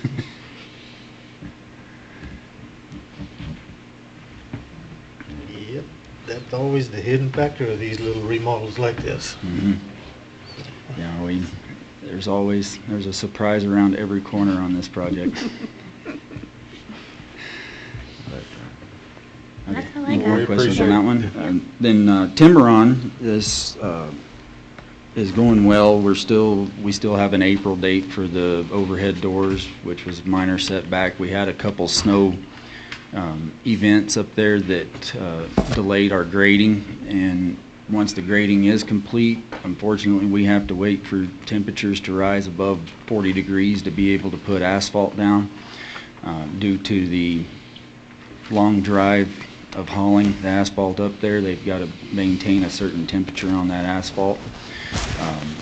But other than that, we had some minor issues with, environmental department was concerned about the leach field on the septic. We got worked through that, so everything's back on schedule. So the building itself will be complete on time. We'll just be waiting on the overhead doors. Chins, we're still waiting on the final 100% drawings. The engineers are currently working to complete their part of the process, and then we're hoping to have this out for bid in March, which will be coming up soon. The EOC, it is out for bid right now. We have a bid opening today. It was supposed to be last Thursday, but because of the snow event and the offices being closed, we had to delay that to this week. But at 2 p.m. we'll be opening the bids on that, and for the March commission meeting, we'll be seeking, we'll have a recommendation and be seeking awardment for that project. Did you get a very big turnout for the bid process? Yes, sir. Yes, sir. I think that's about it. All right, appreciate you. Trent. Thank you. Trent. Trent, hang on. Oh, yeah, we moved your item 26 up. Are Okay. Do you have your stuff to talk about? Yes. You- There he is. I can kind of fill in a little bit on this for Trent. This is Eric, part sorry. of the walkthrough that we had 2 weeks ago, Trent, Yes, sir. on a Friday 2 weeks ago. With our attorney, Sheriff Black, security from the courthouse with our sheriff department, and 2 security advisors. So there was many things we walked through. We looked at a lot of the courtrooms with Eric and Trent, looked over some things. One of the issues with the courts is the security in the parking lot. So Marty suggested we possibly, this is an option to do some security in the parking lot. It's showing the court that we are wanting to do renovations. We are wanting to take care of the issues there. So this is one option that they kind of came up with. We are also getting a, well, Eric is trying to find a different air environmental tester to see if we can get a separate test from a different testing company to show if there is any other discrepancies in the test results from the other one. We are waiting with Sheriff Black with the advisory committee on the security part to see what their recommendations are doing. Excuse me. So this is one thing that I asked Trent and Eric to, it's to kind of give us an idea of what this might cost before we put it out to bid. So I'll turn it over to them from here. Okay. All right. We did 2 weeks ago do a walkthrough of the courthouse with the consultants and attorneys, and Commissioner Matherly and the consultants commissioned us to start looking into this. Me and Eric went and kind of reviewed what might be the best scenario for safe entrance and exit out of a secured area. We didn't want vehicles blocking streets or anything like that, and so in those packets was kind of our review of what might be the best secured parking scenario. And so the pictures I provided you, Commissioners, is just a generalization of the area we're talking about. It's actually that northeast corner of the parking lot at the courthouse. So that area would be encompassed by the fencing. We're not quite sure how the layout would be, but that's something we'd have to look at in design. I know Trent reached out, I believe, to CES and Gordian about possibly coming out and doing a closer or more comparable estimate for us on what something like this would cost. I believe it's the 3rd or 4th picture in. That's the area basically where the judges park currently, and there is a stairwell back there that they go up to enter the building. That's why this location was picked, is that's probably the easiest and most safe way to have them enter the building. So we kind of decided on that. Basically, we brought this to you today just to kind of give you an idea, go over the numbers. I think Trent has a little bit better idea as far as labor costs and what it's going to cost to do this, but we won't know until we can get somebody out to actually look at it. Yeah, the price I provided to you guys is, I reached out to a fence contractor and got a materials and a labor cost. That puts us above the procurement of the 50,000, so we would have to go out for competitive bid. In that process, we would have to have a wage decision and all that stuff, which is probably going to put that cost a lot higher than what it would be to have just somebody come out and do it, just due to the wages that we have to abide by in the Davis-Bacon. So we're really estimating this anywhere between 100 to 150,000. And there will be some electrical in there for, it's got an automatic gate. When they come up, they'll have the code gate open on two ends. Then you're gonna have I'm presuming a keypad on the walk gate on the east side or west side where you come in and Yes. then, this was just an idea trying to show that the county is in good faith. It is a security deal. I'm anxious to see a report back from the other consultants from the security. But I would recommend the next time we have one of these, that we get it set up to where all the commission can come over there and not just me. That way everybody's in the light, they'll know exactly what we're looking at. So the next time we do one of these, kind of see. Marty did make several comments on the courtroom that he thought they were very nice courtrooms. He's seen a whole lot worse. So I think that little walkthrough over there opened his eyes up a lot too to other deals. One of the issues that we do need to address really quick, Eric and we all talked about it, is the storaging of the stuff upstairs, which the fire marshal is saying that this isn't storage area type. So it's getting to be some issues with the fire marshal that we're going to have to do something here. We did look at some other, on the south side of the building, there's two big open areas. We looked at trying to figure out a way to change those into storage areas so they can take all this stuff out of the courtroom that they have up there storing and put in there. So there's several options on some of the problems that the courthouse has that we could take care of that's not going to cost us millions of dollars. That covered area that faces south? Yes. Yeah. There's two of those with the wall between them. Yeah, Used to that's a be big rec area. yards for Yeah. the Doors jail. that come Yeah, in. that'd be a good place for storage. And so we looked at options to where you could give the courthouse one end, Eric could have the other end for storage for whatever. So I mean, there's options there. Not real expensive options that could maybe calm them down a little bit. Right. Well, we gotta start, can't eat the elephant all at once, you gotta take one bite at a time.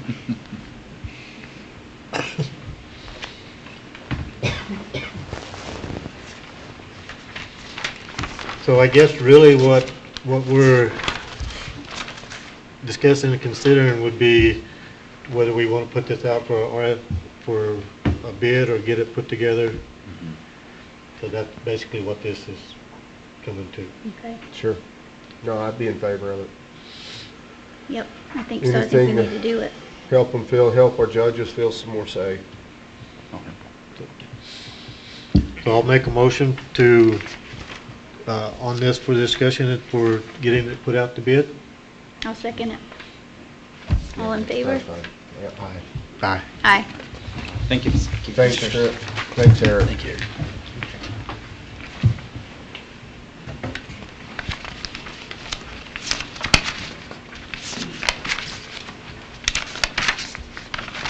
Okay, we've got a bunch on the consent item agenda, so I'm gonna, We can go to the, oh yeah, I'm sorry. yeah, we moved that out of order, so Okay. we're back on track now. Got the train back on the track. All right. Consent agenda item number 1, request approval of accounts payable bills list BL 27, BL 28, BL 29, and BL 30. CA 2, request approval of healthcare assistance claims and disposition claims from February 2022. CA 3, request approval of property liens for reimbursement of unclaimed decedent disposition services for February 2022. CA 4, request approval of January 13, 2022 regular minutes meeting. CA 5, request approval of January 26, 2022 special meeting minutes. And there were some corrections made in that. I think the originals, are corrected now. CA 6, request approval of resolution number 2-10-22/110-28, authorizing Otero County to submit an application to the Department of Finance and Administration, Local Government Division, to participate in the local DWI grant and disbursement program. CA 7, request approval of resolution number 2-10-22/110-30, approving the 2022 annual certified county maintained mileage report. CA 8, request approval of resolution number 2-10-22/110-31 budget adjustments, various items. CA 9, request approval resolution number 2-10-22/110-32 of designating the polling places for the 2022-2023 elections. CA 10, request approval of resolution number 2-10-22/110-33, Colonias Infrastructure Fund application, Thunder Road.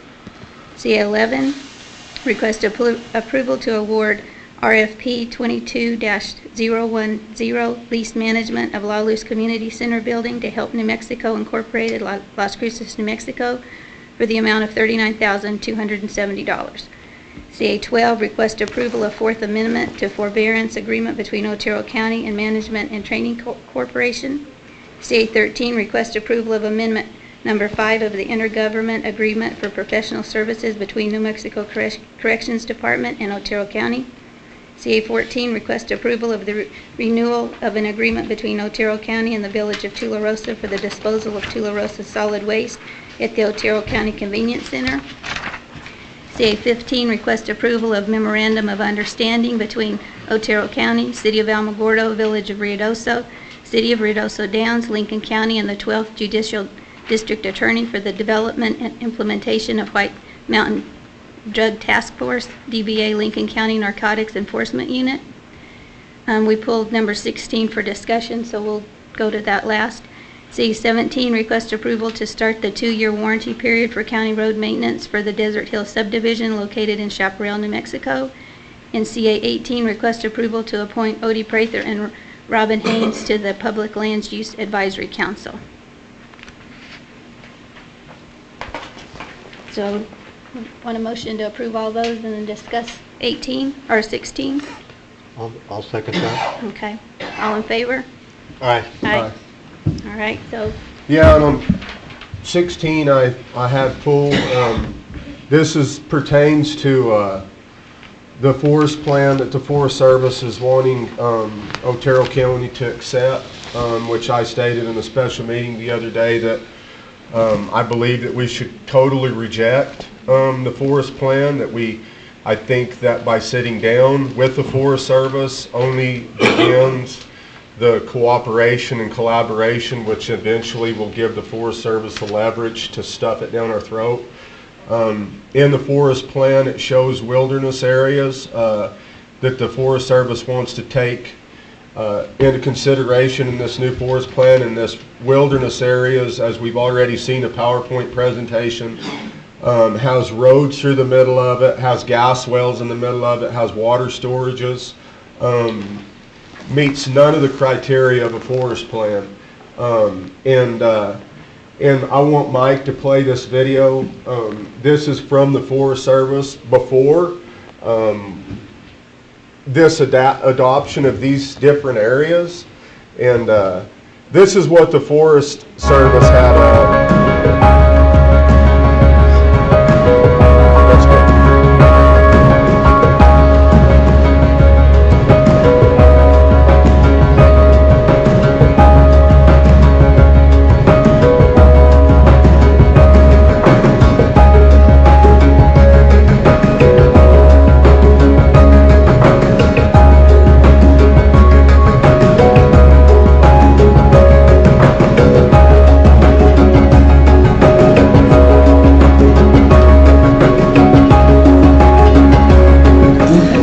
inventory is a very broad look at the forest.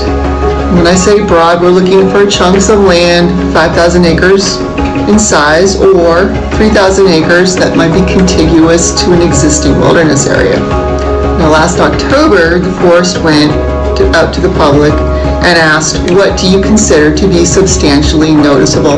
And that would be like a constructed feature such as a communication tower that might stick up above the tree line. Parcels with a feature like that would come out. So this is a big, broad look at the forest. And so there's going to be a number of areas that are included. And there'll be areas that are excluded from the inventory based on those criteria. So if the public thinks that that criteria needs to be changed a little bit, additions made to it, subtractions taken out of it, that's what we really want to know.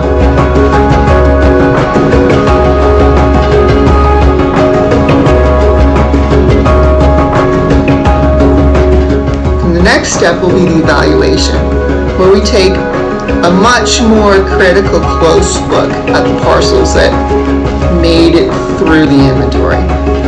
And so those evaluation criteria are much more specific, such as is the vegetation natural? Have there been big vegetation treatments in there that make it look managed or manipulated by man? Stuff like that will come out. Again, we'll be looking at constructed features. Is a building really noticeable? Is, say, a big earthen stock tank, is that really noticeable? We'll be looking for things like noise. The idea is that when you walk out into the forest, in a wilderness area, you have what, solitude and naturalness. If you can hear rock quarry, it looks natural, but you can hear all this equipment operating or traffic, stuff like that. Criteria like that are going to be accounted for. And so it's going to be a much closer look, and that's the evaluation criteria that's supposed to now we really want comments on, because it's going to be used to take a really close look at those parcels.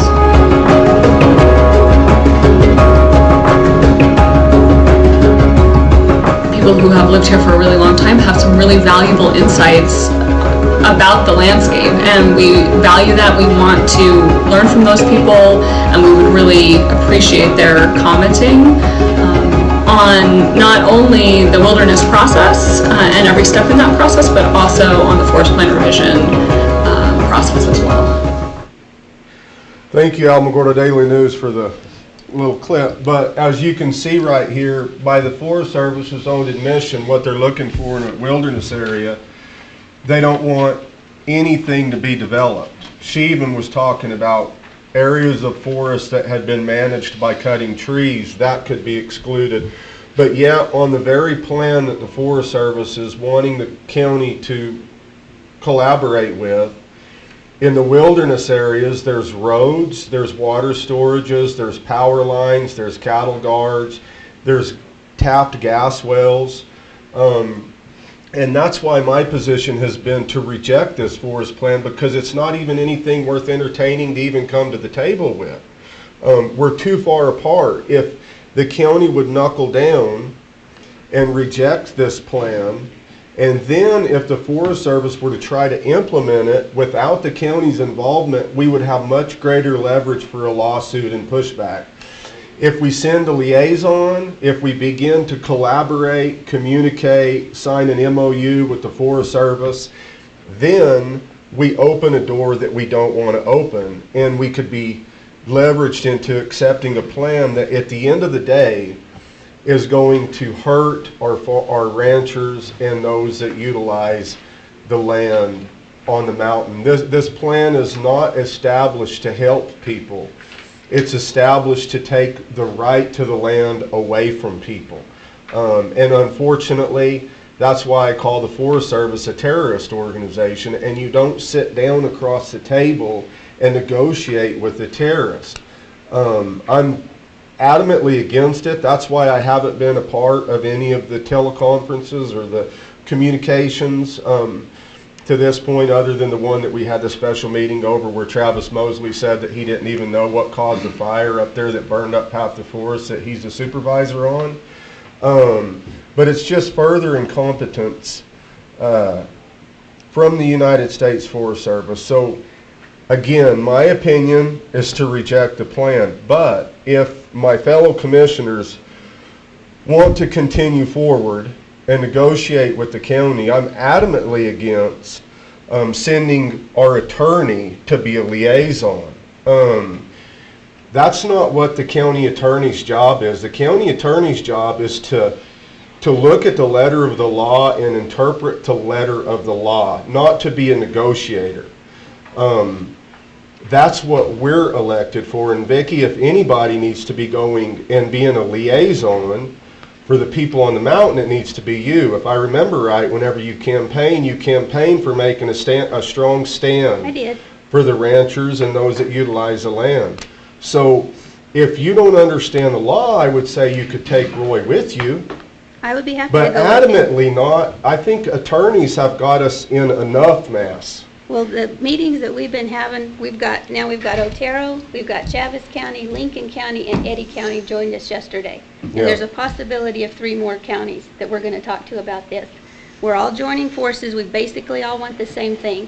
We've got Margaret Byfield from the American Stewards of Liberty that's online to help us, and I think this is our best chance to have a fighting chance to make a difference. If we just step back and say, we're not doing it, you do it, we're going to get what we get. And so I want to be in the fight, and I want to have a voice. I don't think you have a voice when you say, I'm not doing this, I reject it, screw you. Nothing happens. So with all these counties joined together, we've got a bigger voice.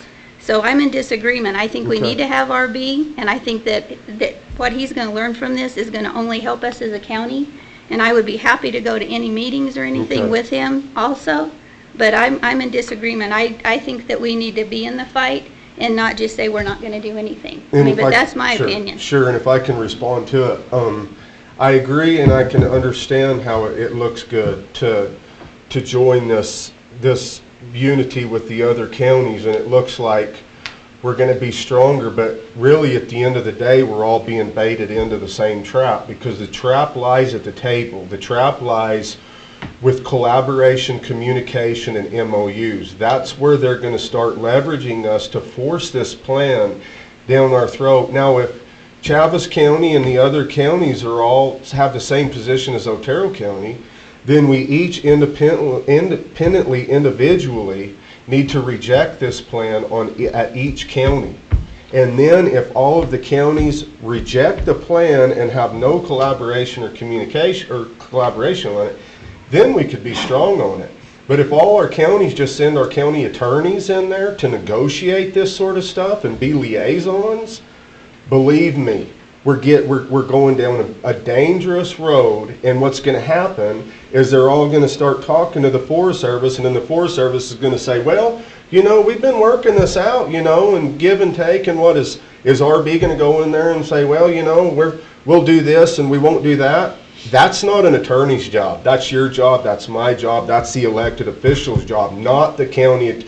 The county attorney doesn't have a political opinion. They have a legal opinion, and that legal opinion is to be shared with us because we have the stroke. We have the power. The county attorney doesn't. And so if this is to be a liaison, you need to be the liaison. You need to go to be the liaison for Otero County. If you want to take the county attorney with you, then load Roy up and take him. But remember, Roy's opinion is a legal opinion. If Roy wants a political opinion, he can run for office.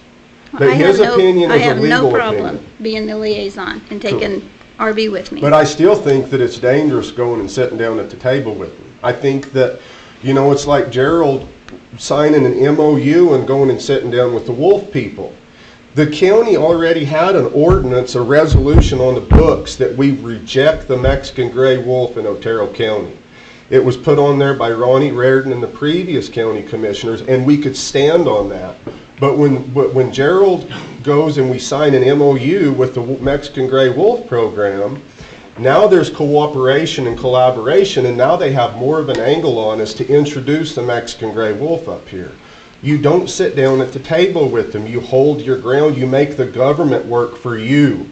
We make the Forest Service work for us. That's the only way we can do it, is reject them, take control, and tell them come back with a plan that works for our ranchers up here That's what instead we're of trying to do. destroying them. That's what we're trying to But do. you don't sit down at the table with them. I'm telling you, it's a door that you don't want to open. You're coming to their mercy. You're coming to their beck and call, instead of them coming to yours, like the Forest Service should have been here today to give us an answer on this Three Rivers fire. I think it's dangerous. You don't collaborate, you don't cooperate, you don't sit down at the table with them. They sit down at your table. They should sit down at our table, not us sit down at their table, if that makes sense. If we really want to defend our ranchers, because what's going to happen is our ranchers are going to lose in the end, and our ranchers can't lose anymore. My dad's, he's getting eat up by the Mexican gray wolves right now back in Catron County because they won't take a stand. Because their sheriff he's not standing up for the people. He doesn't have a backbone, and their county commissioners don't have a backbone. Or they would be defending my dad's private property, which is his livestock. But instead, they cow to the Fed, they cow to the U.S. Fish and Wildlife, they cow to the government, and who loses in the end is our ranchers. That's why I say reject it. Make them come up with a plan that doesn't have this wilderness. They're already professed in that video we just watched that they wouldn't even consider anything that's been man-made. And we saw that PowerPoint the other day that has roads and everything else through the wilderness areas. I know. And we shouldn't have, even if they find the most pristine part of the Lincoln National Forest, we still should reject it as wilderness areas, because all wilderness areas are about is control and power that the federal government is trying to take from the people that use the land at the end of the day. Okay, let me add to that a little bit, Corey. First Yes, of sir. all, Otero County or myself has not signed any MOUs or any agreements on the wolf deal. Total Okay, I opposition thought- on it. My apologies, I thought in a meeting No, before sir. that we were going to sign an MOU. I thought that that's what y'all voted on, but if I'm wrong, It's then in disagreement. We do have the ordinance in effect. They do know it. So you leave that one right there. let me ask you on those points though, Gerald, if you'll respond. Have you been having any headway with the Mexican Gray Wolf program? Do you feel like your voice is being heard when you sit down at the table? It's being heard. Whether it does anything, that's a different story. Yeah. But Absolutely. on this deal, I don't think any of the other counties want to accept this plan, period. I wouldn't bet on think. I wouldn't bet on I don't think. If they don't want to accept the plan, then their commissioners should vote to reject the plan fully and force the Forest Service to come up with a new plan that works for the people. You don't sit down with them if they've already got a plan constructed that's going to hurt the people on the mountain. And that's what they're fighting against. This Margaret she is an expert in this area. She has several ways of attack on this. I do think RB is a crucial player in this, just on the legality of any issues that comes up. Commissioner Markwart and RB should work very close on this. Then Commissioner Marcourt should be the liaison, not Roy. It should be stated that, and that if y'all vote on a motion and you want to meet with them, then the liaison should be Commissioner Marcourt and not our attorney. And that's, so exactly what roles does a liaison go? Tell me exactly what it is. Is it any more than what we're doing right now? It would just be meeting with the Forest Service and with Chaves County's representative, Margaret Byfield. Yesterday, the meeting we had, there was a discussion for all the counties to contract with Margaret Byfield to be the representative for all conversations. So that's an option that's on the table. So we also have to remember too that Commissioner Markwart does have another job, to where there may be times She can't listen if there is a point, but RB does work for the county 8 to 5, which will be a good contact. Now, whichever one makes to be the contact, that's not a big difference to me as long as they both work together and we can make this communication. Well, I mean, I can just see adding my name in here along with RB. And we can do that. And then, There's Yeah, no we way. could also reject it and tell the Forest Service to come up with a plan that works for the people instead of destroying people's livelihoods. We could actually do that too, and we could do it today. We could vote to reject the forest plan well, believe it or not, we're working on it.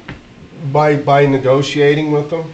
We're Nobody's working on a plan negotiating. right now. We're not negotiating with anything right now. Who's working on a plan? Chavez County, Lincoln Y'all are County, working on a Otero new County, forest and plan? Eddy.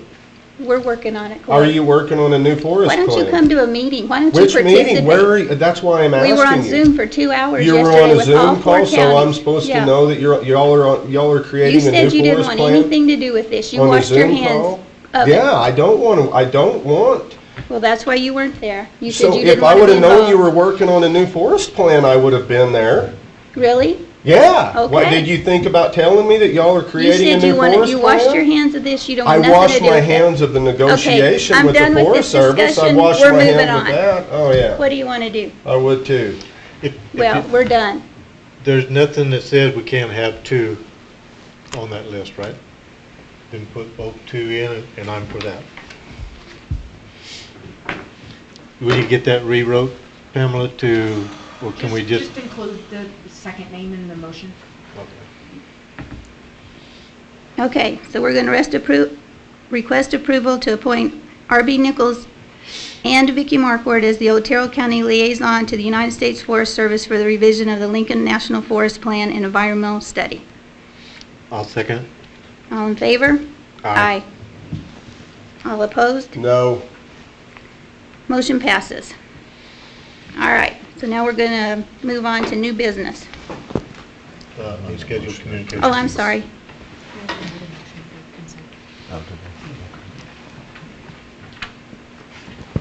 Okay, we've got Stephen Ray.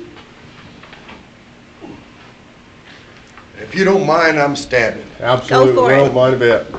And I want to thank you guys for all your hard work. Everybody in this room works hard. Just I'm start here- by stating your name for the record. Oh, please. I'm sorry. My name is Steve Ray. I live at 605 Riata Road. I'm here to discuss the plan for a bridge construction over the high water crossing on Riata Road. There's 4 farms up there that share equipment constantly. And we cross that high water crossing. We don't need that. We don't need that high bridge put in there. There's enough speedy traffic down Riata Road right now. That high water crossing, I don't know, you may call it a low water crossing. If they keep the culverts open, there's not a major issue on water flow, flooding, anything else. In my area, brought my friend with me, he's included in the farming. And I think it would save the county a lot of money. Just, was it Wednesday? No, it was Tuesday, excuse me. Evidently there was a traffic accident in Tularosa at that light up there by the truck stop.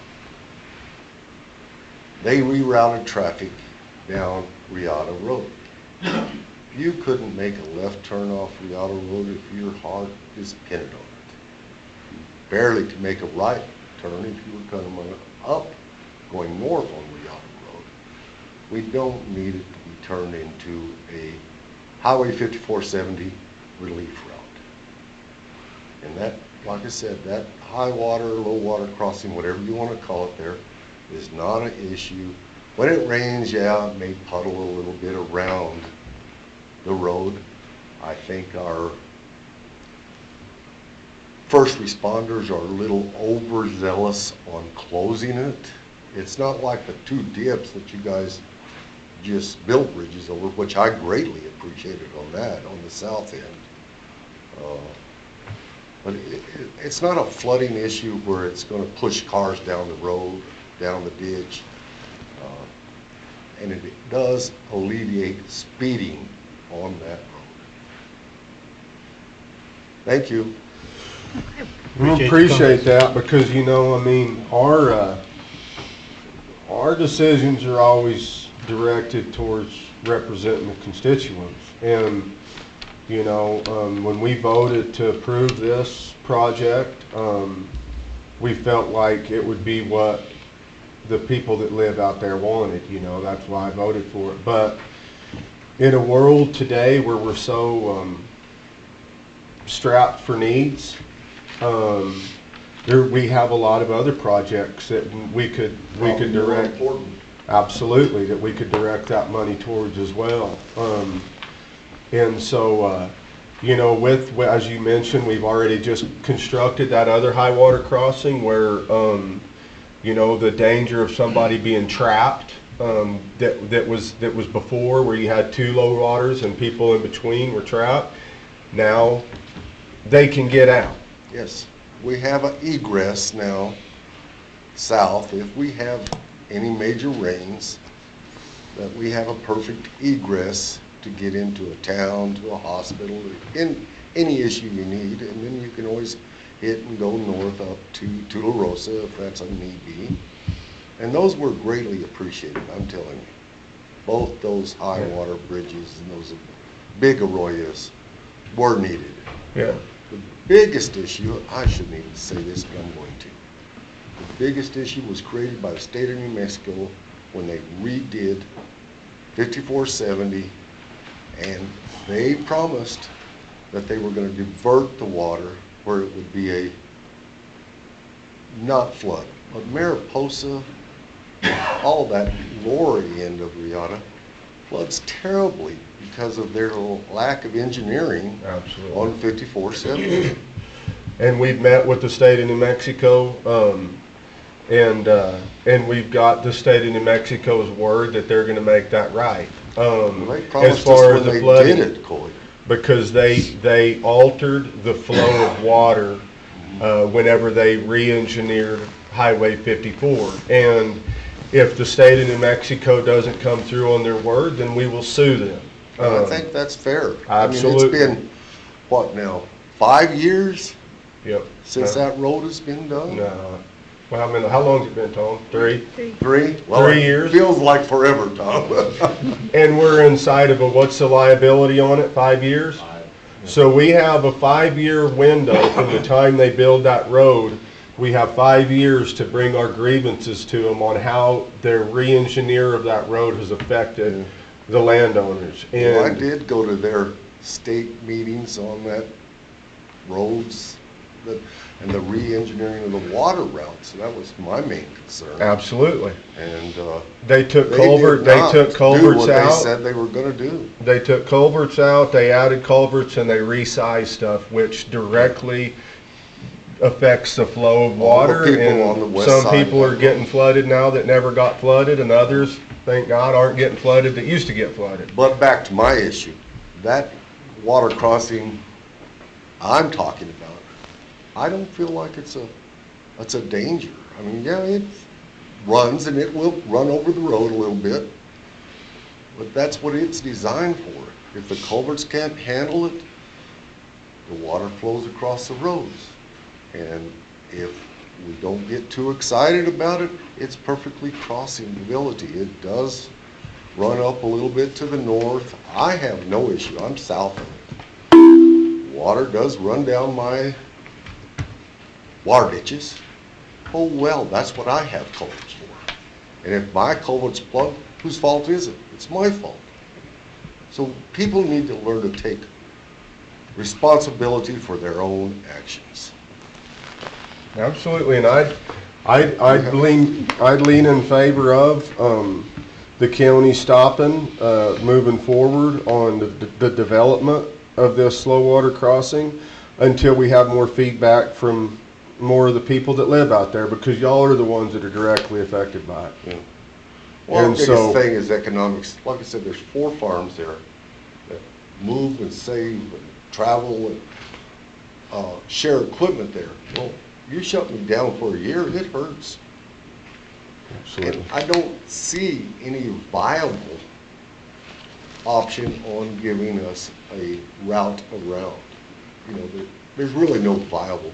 Jay Glover would be involved with something like that.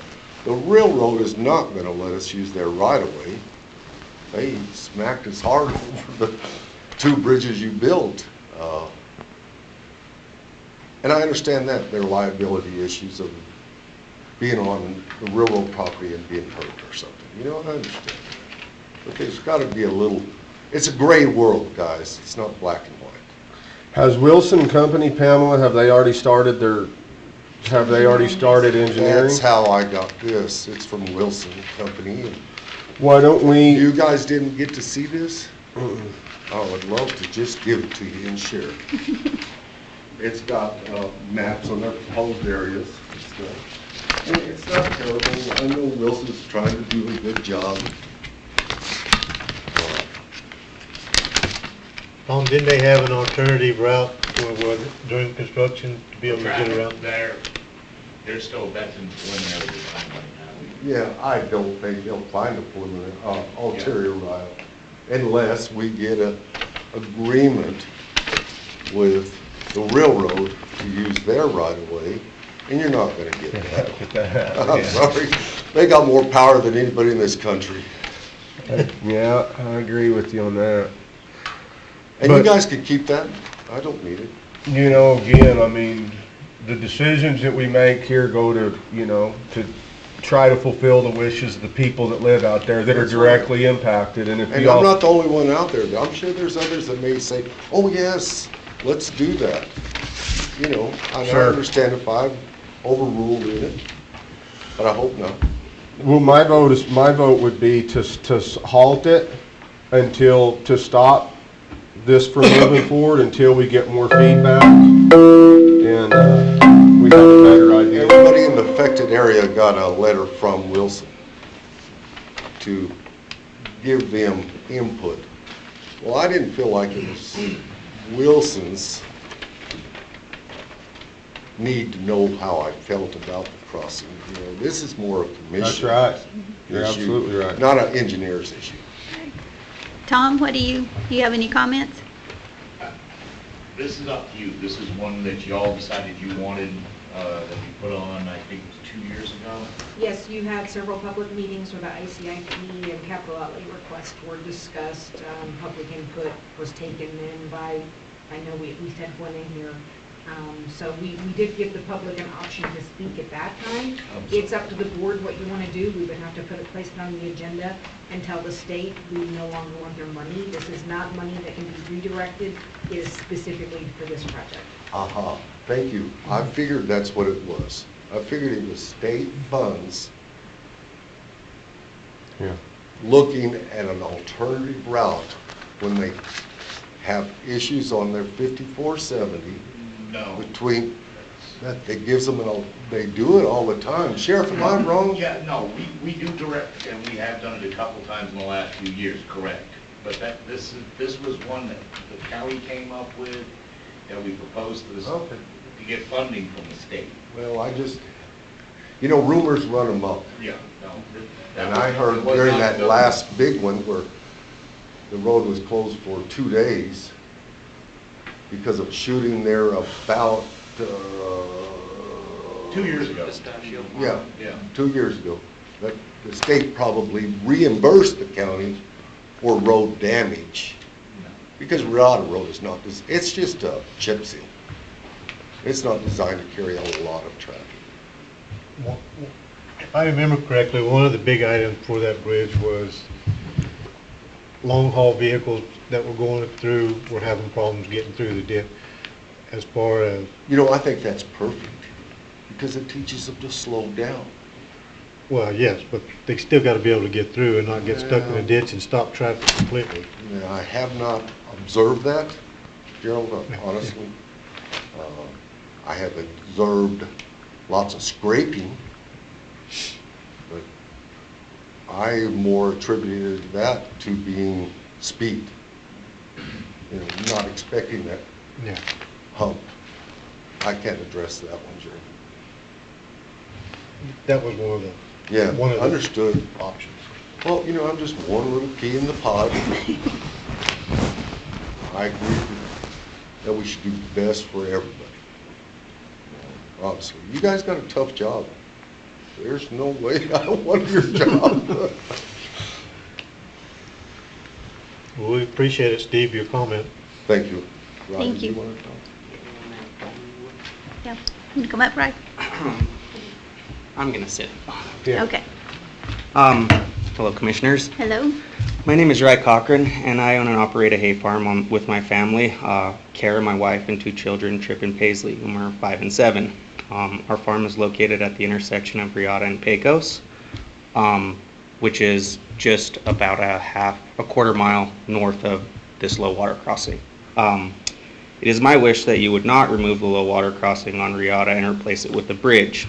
The low water crossing is a speed control for traffic on Riata. Having 2 small children, speeding traffic is always a worry. I'm sure everybody knows this.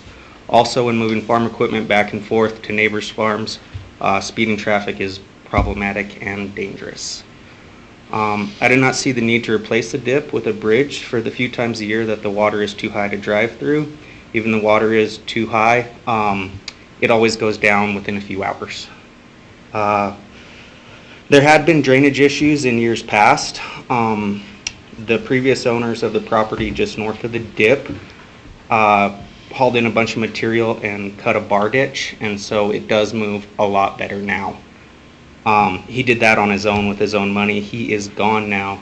That property is owned with by a new person now.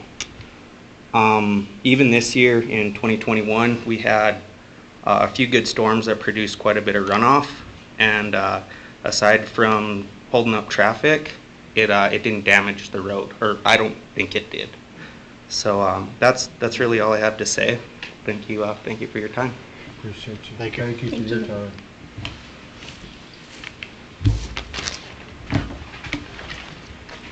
You know, as we've heard from 2 different men that have taken time out of their day to come in and express their position, again, I'd be inclined to stop this project right now and wait to hear from more if we do, because again, the work that we're doing there is for the people that live there, and we've heard from 2 of them right now that don't want it. When did you get that letter? How long have you had it? Probably about 2 weeks now. Okay, so everybody out there should have gotten their letter by now. Everybody did what they consider is in the affected zone, which was what, it says in the letter how far, but it seems like about a little over a half mile east side of that crossing. Has everybody on Riata been notified? No. But just that immediate area. Okay.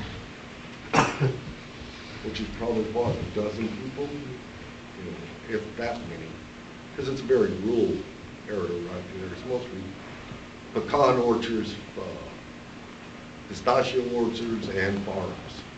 So you take a half mile each side of that, there's not many people there. So I don't know how many others are out there are there. If I was not a farmer and not working hard and not moving equipment and just Joe Mama out there doing my thing, I'd probably think it was wonderful. Because I can go faster down Riata Road, not have to worry about a dip. That's it. Kids ride bikes, they chase balls, kids do dumb stuff, and it's a speed track. It's a drag race right there. And bless the sheriff's department's heart and the state police, they patrol that road quite regularly, doing a good job, but they can't be out there 24/7. And people seem to have a natural built-in radar on when there's law enforcement around, I can drive faster. It's called a cell phone. And they do try to jump that, motorcycles especially. So Pamela, what do we need to do, you think? Well, the bridge is not gonna be built tomorrow. Right. You could leave it still in plan and design and engineering and see what happens over the next few weeks if more people come in. You could put something on the next agenda directing staff to halt the project. And to remind you, there's a time limit on how quickly you have to spend these funds. So if you did decide to pick it up 6 months later, we could be in a crunch, but that is totally up to the board what you want to do.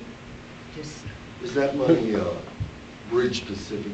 yes, So they could, We you, can't as county reallocate. commissioners, couldn't use it someplace else? no. It would just We go have back to the revert it to the state? state. Who's paying for the engineering? The grant. The grant does? Capital outlay Okay. grant, yes. Would we be in violation of the grant money that we've already gotten if we were to put a halt on That would be a this? question for Julianne, I don't know. No, we wouldn't be in violation as far as I'm aware. We would just revert whatever is unspent back to the state and close out the project. Okay. Okay. Well, I really want to thank everybody for even just listening to us. If it's not to be, it's not to be. Well, I think I can speak for everybody in this room. We want to do what the people want us to do, and y'all are the ones that are affected by this, so just give us a little time. Maybe we'll hear from some more, and maybe we can reconvene, we can revisit it next month. Yeah, put it on your next agenda. Let Wilson go on with, they may have a fantastic plan, I doubt it. They're nice people. All right. Again, thank you all very much. Thank you for coming in. All right. Is Lorraine here?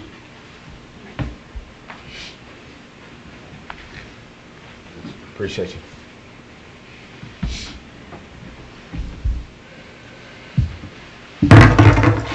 Good morning, Commissioners, guests. I just want to quickly introduce myself. I won't take up too much of your time. My name is Lorraine Limon McCullough, and I am Yvette Harrell's new district representative in this area. My office is constituent services, so what we do is we help any constituent with any federal agency that they may have an issue with, IRS, VA, things like that. We also work with people on internships. If people are looking to have appointments to West Point, Air Force Academy, any of the military academies, the Congresswoman does do recommendations. We also do flag requests. We have a whole array of services. So if anyone wants to meet with me afterwards, I will be here. I've got my cards with me. My phone is on 24/7, so feel free to call me anytime or email me. I usually respond within 24 hours to any requests. So. Okay. Thank you very much for coming by. Thank you. I appreciate it. Thank you. I think we're supposed to talk after. Yes, sir. Thank you for your time. Thank Thank you, ma'am. All right. Moving on to new business. I make a motion to request approval for resolution number 2-10-22/110-29, approval to create the Courthouse Security Advisory Committee to recommend, advise on courthouse security procedures and policies. Does anybody have any discussion about this?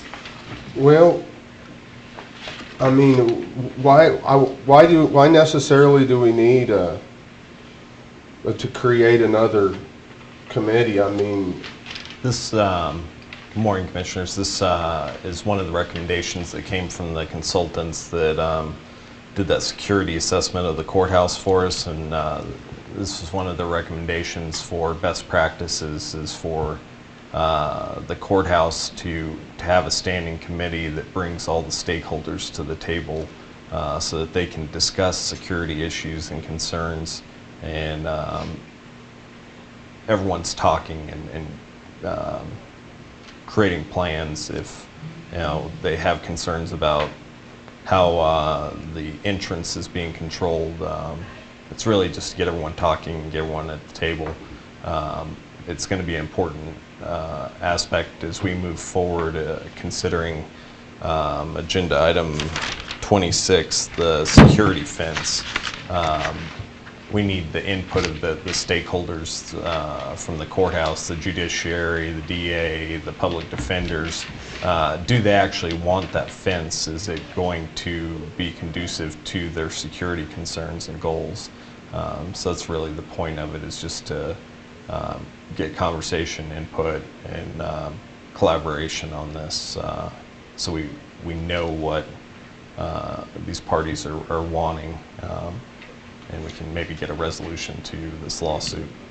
Okay. Yeah, but that's why we have a commission board, so we can make those security, to make the decisions here. Now we could have a council like this come in and give us suggestions, but when we have something like this develop, then all of a sudden they're the ones that begin to say what we need to do and what we have to do, instead of those decisions being made by the Board of County Commissioners, correct? We will make those decisions. They will make recommendations. Yes, to and you. that's what, this is strictly just what they want, we want, they want, or things that would be suggesting that they would settle on in this court case to try to get things taken care of. It doesn't necessarily have to be the commission even on this committee. My understanding, Sheriff Black is wanting to be a big part of it for the security part. On the recommendations, it would be the judges, it would be Eric, and things like that. They put all their little ideas together and then they bring them to us. Yeah, and we'd have the detention center. I mean, they've got to have transport. I mean, there's all kind of cogs in this wheel. So this is just an advisory board. I know, but I see it as a way of just creating more government, because we have the people, the judges right now, that have the direct complaints. And before we deal directly with the judges on their complaints and we negotiate with the judges, we develop this Security Council Advisory Board. Now all of a sudden they're the voice in the room and they're the ones that have the most influence, and we lose our leverage. You know, I mean, the less government that we can create, the better. We have a commission board that can handle directly with the district court judges. We can negotiate through council as we've been to come to a happy medium or a resolution. And we don't need a whole nother security advisory board that is influencing things. I think that we could handle that ourselves through the commission. I kind of disagree on that. This is a deal, I feel if we can come, or if they can come to, yeah, we really don't need this, or this is a deal, and both sides, this isn't just the judges. This is our side, this is the sheriff, the security part. RB will be listening in on this. This is our attorney, Marty.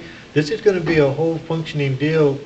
Maybe they can hash a lot of this out instead of costing $15 million for whatever they're wanting. Maybe we can get out of this deal for $1 million or $2 million just on minor repairs. So this is a very key part of this whole discussion. Commissioner Griffin, this has been going on since before you and I were even sitting on this board. So it's got to get settled somewhere, somehow. In the last meeting that we had with Marty, we had great strides. We're coming very much closer to a resolution on this with our judges.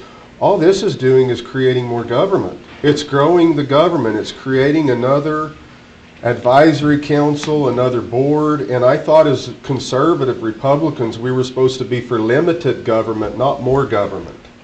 This is even suggestions from our attorney, Marty. Is it? Well, then maybe we can have this discussion with Marty, and he can fill us on more on the importance of it, because I don't believe in growing the government. This is just going to add more bureaucracy. It's going to grow. It's the issue that we have with the courthouse again has been negotiated through our council directly with the district court judges who have the problem. We create a whole nother advisory board, security council, and this is an advisory committee. It's not creating it's a new board. It's government, Vicki. It it's is more not. government. It's It's a bigger committee government. to try to get something solved at the courthouse. we're growing the government. It says create. Create. Okay, I'm gonna call a vote. Create the Courthouse Security Advisory Council. That means you're creating more government. Okay, all right. I move that we request approval resolution number 2-10-22/. Gerald, did you have any more discussion on it?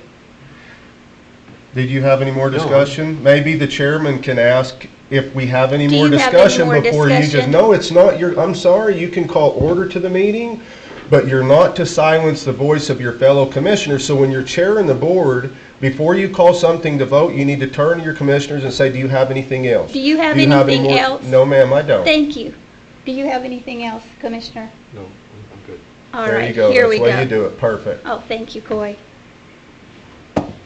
I move to request approval, resolution number 2-10-22/110-29, approval to create the Courthouse Security Advisory Committee to recommend, advise on courthouse security procedures and policies. Do I get a second? I'll second that. All in favor? Aye. All opposed? No. Motion passes. Number 21, I move to request approval to schedule and advertise a public hearing to approve the amendment to ordinance number 22-02 redistricting submitted by RB. Do I get a second? No. For discussion? Yes, to discuss it. Okay. Well, I'd like to give a little bit of input that I've already given on the redistricting. Again, I believe that the redistricting, the districts that they've proposed are illegal. And the reason why they're illegal is because they're based off of the census that just took place. In my opinion, the census is illegal because it didn't ask for people's legal status, their legal residence. So you have districts that are being manipulated by people that live inside of them that are not legal residents. Now, the argument like Rod Adair brought to us was that according to the Constitution, you have to count every person inside of the district, which I can understand that, but the reason why that was in the Constitution and the reason why they did that in the census is because the slave owners at that time wanted all of their slaves to be accounted for so they would get more government money. And with what's going on with our immigrants nowadays, the people coming across our border, they're the same way, they're looked at the same way as slaves once were. And I say that because most of those hardworking migrants that come across our border that go get jobs and share the same Social Security numbers, the government knows it. The government will never have to pay those people back any Social Security that they're paying into the system. This is a problem that needs to be fixed at the top. But yet our government is so corrupt, our federal government is so corrupt, they're profiting off of these migrant workers because they're taking Social Security from them and they know they're never going to have to pay those hardworking people back. But my position and my vote continues to remain the same. Anything that has to do with redistricting, I believe that we should reject because it's going to have to be revisited by other elected officials later on because it's being built off of a foundation that's not good. It's illegal. And it's going to, and the redistricting, they're going to carve out and they're going to manipulate it, and we're going to lose conservative representation, unfortunately, in New Mexico, where we don't even have any hardly to begin with, especially even some on the Republican side. You understand this is just for the commission district that we're talking about in this resolution? Yeah, it's redistricting. I do. And do you understand that the redistricting is built off of the census? I do. Okay, and do you think the census is legal? Now that we're asking questions? I think there's a lot wrong with our census. Any comments, Commissioner? This is as close to the same as what we are right now as any of the options. So this is, the reason this is on here is when we voted on the plan, it's the same plan that you voted on. There were just some precincts that were in the wrong district, right, and this is just to move them to the correct one. So we just have to open this back up and make sure that those 3 precincts are in the correct districts. in any vote, and it's just, you know, I mean, I know what you're trying to say, Gerald. It looks just like what we had before, but the difference is it's just changed a little bit. But anytime you vote on it, you're acknowledging it, and you're confirming it, and you're accepting it. Even if it looks just almost exactly the same, we're still just allowing them to continue to manipulate the system on us, where we could take a stand, but unfortunately it takes more than one to do it. Yeah. This wouldn't even have changed except for it's the 10-year state statute rule. Every 10 years we have to do it. That it has to be done. So that's the only reason why this is up right now. I think it's a total coincidence on all the things that are happening right now, but it is on that 10-year rotation that it has to be done. And again, this was as close to almost exact to what we had before. The other two options were major changes. Right. I feel. Any more discussion? No, ma'am. Good. All right, I move to request approval to the schedule and advertise a public hearing to approve the amendments to ordinance number 22-02 redistricting. Commissioners, would you like to set a date? And I think this is not as lengthy as our next item, but it could be done at our next regular commission meeting. So just put this back on the agenda for the next meeting? Yeah. And just have a Schedule public hearing? for that Okay, day. let's do that. And do you vote on this now, or do you vote We on vote on it? it now to hold the hearing at the regular meeting in March. Okay, all right. All in favor? Did you get a Or, second? I'm sorry, I'll second. second. All in favor? Aye. Aye. All opposed? No.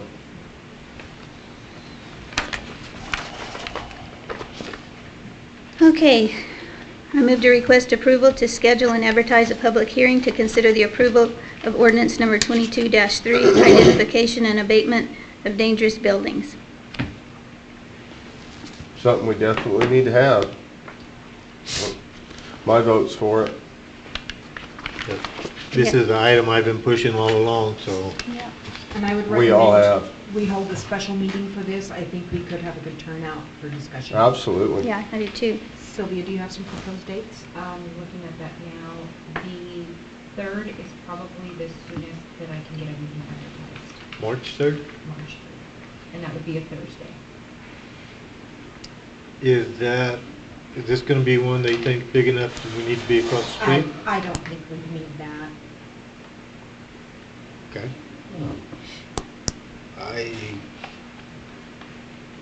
Again, I don't have my calendar with me, but we'll make it work. Yeah, I can do the 3rd.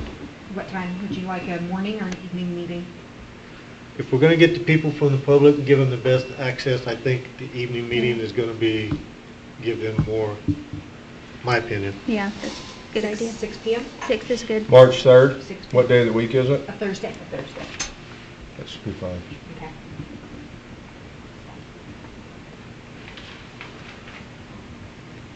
Six p.m., right? Yes.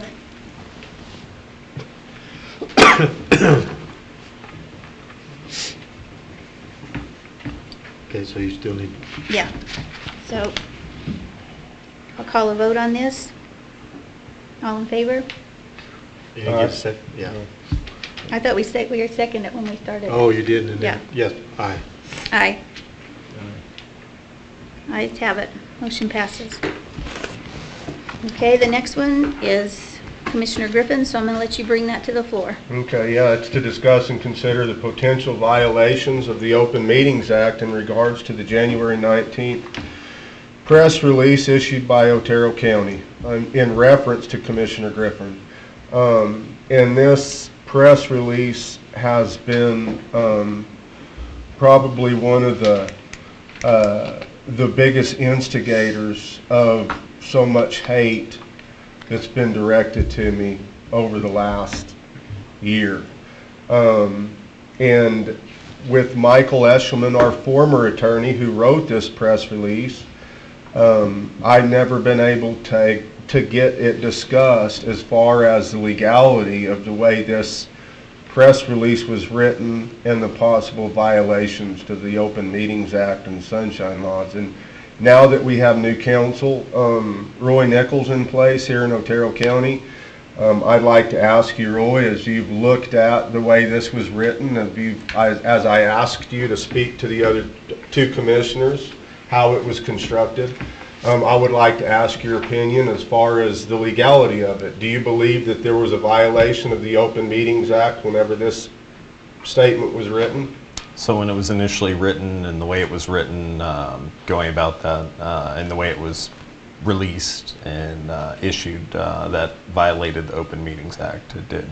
Okay. Later, that violation was cured when they brought it up, put it on the agenda for April 2021 meeting. Okay. So it was discussed and voted on then. So the way that was done was in accordance with the Open Meetings Act. So you'd stand behind that opinion then, that because something that was constructed and it's illegal when it was written. It's an illegal document. But yet you're going to tell me that by my fellow two commissioners, Vicki and Gerald, introducing it on a county commission agenda and moving and passing it, does that make it legal now? It does. It makes something that was illegal in its construction because they violated the Open Meetings Act, now it makes it a legal document? Yes, if it's brought up in a meeting and discussed, then it was moved and passed on, moved and passed on in a meeting. So that's I bet you that would be something that could probably be argued, your opinion anyways, could be argued on a legal platform. I'd like to also share that not only was it just written, but when Michael Eshelman, our former attorney, wrote this press release, he sent it to 69 different media platforms all across the United States. And he released it on January the 19th, or the 20th possibly, while I was sitting in solitary confinement in Washington, D.C., and I never needed anybody to have my back anymore. Gerald and Vicki drove a knife in my back as deep as you possibly could through a slanderous statement that is full of lies that we've already been over. I don't want to go look at it again, but we've already been over it, where you called me a racist. You said I was promoting violence.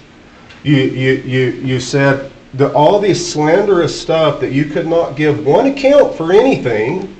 While I was sitting in solitary confinement in Washington, D.C., and Michael sent this one IPA request to 69 different media platforms, from KRQE, KOB, the Huffington Post, the Daily Beast, the Albuquerque Journal, and then he sends it to the Catron County Courier of my little hometown where I grew up in Reserve, New Mexico.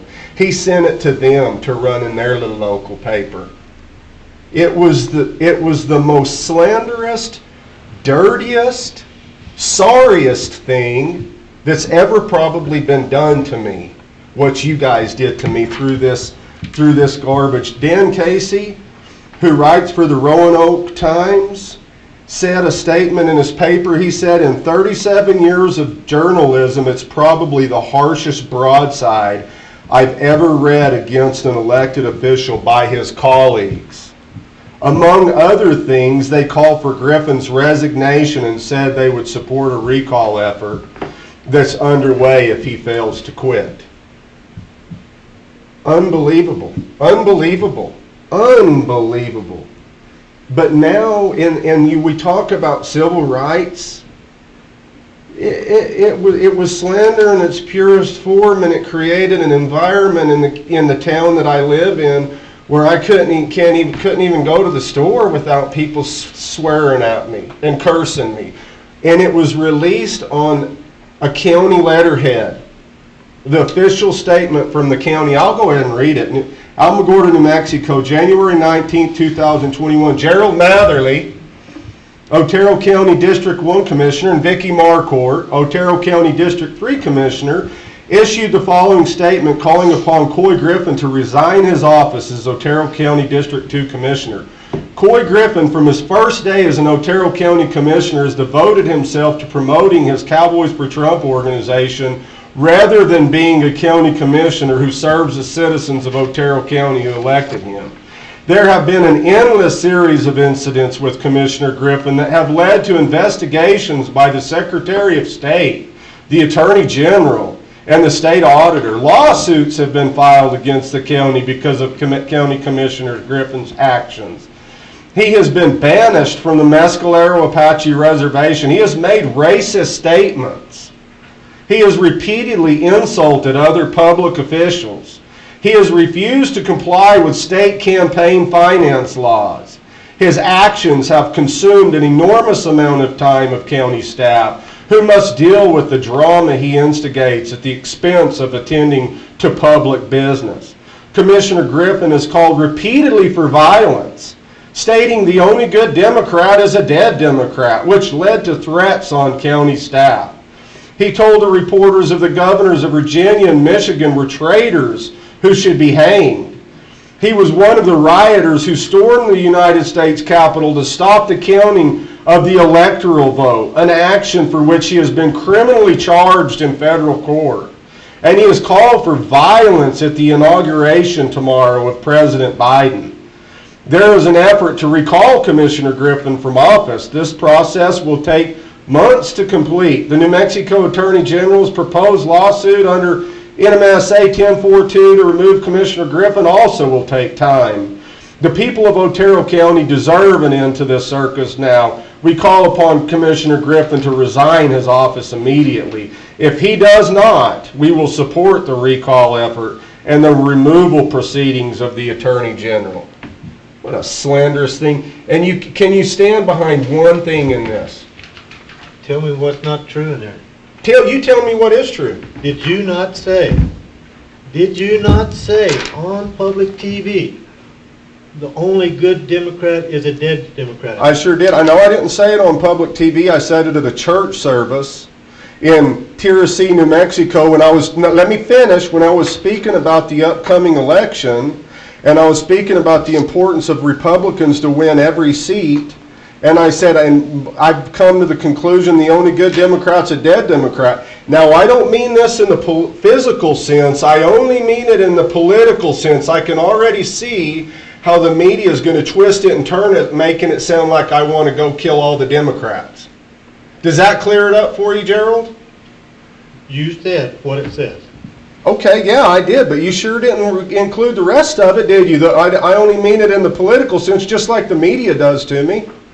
You did the same thing. So did you not tell a reporter that the Virginia and Michigan governors, if they're traitors, they should be hung? No, I said that if they're guilty of treason, they should be hung. I've already told you that in a previous meeting that went right through one ear and right out the other. Whenever I said that, no, let me finish. You asked a question. I am done talking about I'm sure you are, because you're too weak. That's why, weakling. Can't stand behind anything. I moved to end this discussion because this is going but I nowhere. want to clear that up, because whenever I said that the governor should be hung, it should be if they're guilty of treason. We're done, Coy. Yeah, I'm sure you are. We are done. Moving on. Yours is the next one too. You going to bring that up? No, I think you're the chairman. Aren't you supposed to introduce the agenda items? You can. I'll introduce it. It's your item. Okay, then go for it. That's what your job is. I know what my frickin' job is, and I well, damn sure don't need you to tell me Introduce what it is. So you just need to shut. Okay. Just Then shut it go down ahead. a little bit. Okay, I move to request approval of a retraction of the January 19th press release calling for the resignation of Commissioner Griffin. Okay, now I had this on here because I want this taken off of the record. Because the longer it stays on the record, the more it makes my life a living hell. Just like everything else does, all the rest of the slander and lies that have been said about me. If you can back up anything that's on this statement, then go to backing it up. But if you come at me weak like Gerald did a second ago with those little weakling statements. I'm not. I am done. I know. I'm sure you are. Yeah. So can you back up anything on this? Okay. Is there any truth in it? I moved to end debate. No, I'm asking Boy, you. we have cussed and discussed this to death. And I'm asking you if you can stand behind any of I this. Give me an example of anything on this This statement. motion died. We're done. No, it didn't. Yes, it did. We voted. No, you haven't. You Yes, gotta we call just it did. call it to question. Read your Robert's Rules of Order. Call it to question then. I called into debate. Yeah, Gerald and you seconded, can't stand, and then and we you voted can't on it. stand behind anything on it. Moving And I'm on. telling you that it Number continues. No, I 25. didn't vote on this. Well, go ahead and No, vote, because you we've gotta already call it, voted. you didn't call it to question, and I'm not done speaking about it. I know you're never done speaking about it. You're further infringing on my civil rights by not allowing a response. Oh, Note that. Okay, go Because ahead. I'm sure there's counsel out there that has a different opinion than our counsel right here on the legality of all of this, and I believe that this is further putting Otero County at greater liability. Would you agree with that, Roy? I would disagree with that. Okay, all right, fine, well, we'll settle it one day. But you need to call it to question so the vote's recorded on record. I already did. No, you didn't. All I right, didn't I'm hear- calling it for a vote. Okay. All in favor? Aye. Aye. All opposed? We're not retracting this. Aye. Okay. Number 25. You guys just approved the retraction of the January 19th. You both voted in favor, and I No, did as well. No, Yeah, you did. I put it in motion to end this debate. Okay. Okay, number 25. I move to request approval of interlocal services agreement between the City of Alamogordo and Otero County for the maintenance and repairs for the traffic control signal located at the intersection of Alamo Street and Highway 5470, Highway 82, and North Florida Avenue in the Lalu School Zone.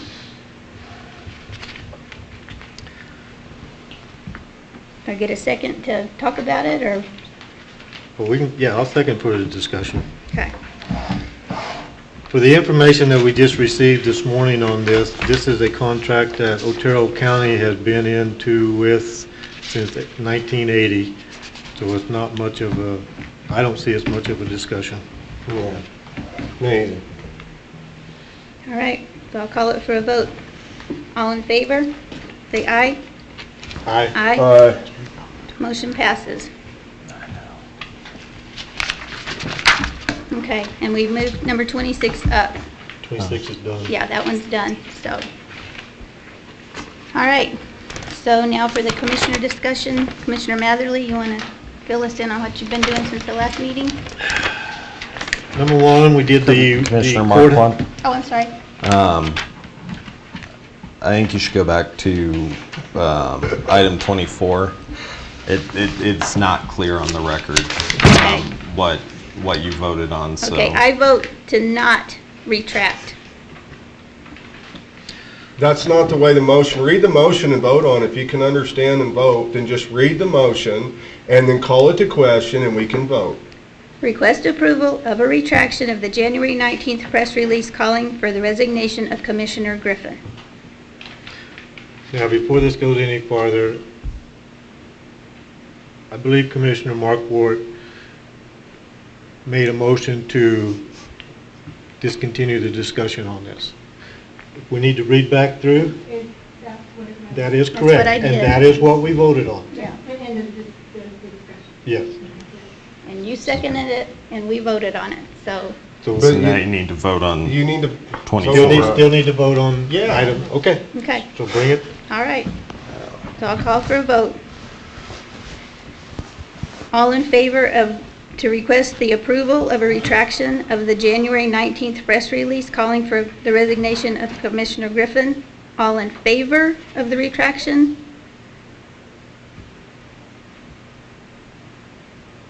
All in favor, Are you going to vote on it? are you going to say aye? I'm All not, in because I'm favor, not going to say aye. retract it. I'm going to say Whenever you call it to no. question, you're supposed to say, call it to question for retraction. All in favor, say aye. Aye. All opposed, say no.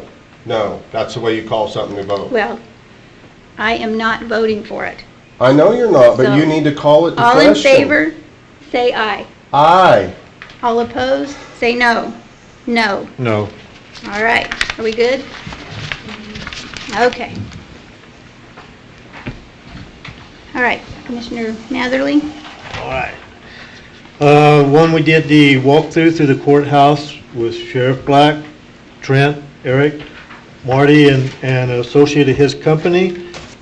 The head sergeant, Mr. White, and then 2 consultants from the security team and our attorney, R.V. Nichols. We discussed several items on that. Marty has made several, not several, but he's made a few gestures on what we might do. The fencing in of the judge's parking lot was one of them. One of the other alternatives was trying to find storage. So that's another item that we're walking through, and the one was with the discussion on a different air quality control company to just get another unbiased test to make sure there was nothing that was showing up. I went with Tom Porter from the road department down to Oro Grande. We took one of the road superintendents for this area with us. Matt Clark met us down there. The group of people, the water association from Oro Grande met us down there on a road that has been closed, that is going to be reopened. We explained to them what was going to happen. They were in agreement with that. Went to Chaparral, the first Monday night meeting, which was this Monday. Had a good turnout of people. There's a new commissioner from Donna Ana that was there, so both of us got up and talked about what's going on. There were several questions asked, some of the items with roads, speeding, traffic signs. There was quite a bit went on. We were supposed to have had a meeting Tuesday on the Bridal Falls issues, which has gotten moved till next Tuesday afternoon, so that'll be, I'll be able to come back with that next month. I had one resident from Dog Canyon calling me. We were discussing abandoned mobile homes, so after we voted on this, to have the meeting on this will kind of help hopefully bring some light to his eyes on what's happening. And that was pretty much it. Okay. Commissioner Griffin? Yeah, I am very pleased with the RNC's position recently whenever they acknowledged that many of the events on January 6th were legitimate political discourse, because it's exactly what I was a part of on that day, was legitimate political discourse. I wasn't, as I told you guys whenever I came back after this had been released, that I wasn't a part of any violence and I wasn't a part of any armed insurrection on January 6th. So I'm extremely pleased to see the Republican Party acknowledging what really took place by many on that day was legitimate political discourse. I'm extremely disappointed that the FBI doesn't further investigate many of those on that day that were known FBI informants, as well as the infiltration of Antifa and Black Lives Matters to cause the violence, most of the violence on that day, maybe not all, but most of it. But the truth will come out. I think the DC Capitol Police will be investigated and exposed. The pipe bomber that set pipes down at the headquarters of the RNC and DNC is being sheltered and covered up and protected by the progressives of Washington, D.C. in partnership with the FBI and the Capitol Police. They need to do their jobs. But I'm extremely honored and grateful to be able to continue to serve the people of Otero County, and particularly the District 2, because the county is where the people first get their voice at. And I'm honored to be a voice for the people of my district, and I believe the people of my district fully support me from the failed recall that only got 28% of the people in my district to sign. So I think I'm grateful for that. I feel like I've tried to be humble and forgiving to people. As I've sat here, I think that could be expressed by my support of Roy Nichols being the county attorney, and it's no secret that Roy was the attorney for the recall committee whenever the recall first got started. Correct, Roy? Initially. Huh? Initially, you were the I was attorney never retained for the recall committee whenever I was first under scrutiny of being recalled. So I don't say that. The only reason why I say that is because I believe that I can be humble as I was to you and support you as I still do. You know, whenever we met in my office upstairs, I put all that stuff behind us. I said, I believe, you're a Marine. I believe whenever you told me that you studied the law so you have better tools to fight back against the government. I took that to heart, because that's what I want in an attorney. I don't want an attorney just to comply with the Fed and the state. I want an attorney that will fight for the people and people's rights and freedoms and liberties and livelihood with the forest plan. But you're not a political voice, you're a legal voice. You don't have a political opinion, you have a legal opinion. There's a difference. But I respect you in your position, and I support you in your position today as I did whenever we hired you. I want to make that clear. But the fight's real. The fight is for our country. The fight is for people's individual rights, liberties, and freedoms. We have to fight back against tyranny. I didn't mean to come against David. I hope that you don't translate it as me coming against you, David. I just want people not to be forced to wear masks. If you want to wear a mask, a cloth mask that the CDC said doesn't work, then wear one. I'm not going to tell anybody not to. But I don't want my child who's 7 years old sitting in class right now to be forced into a mask. I don't want parents to be kept out of school board meetings because they won't put a mask on.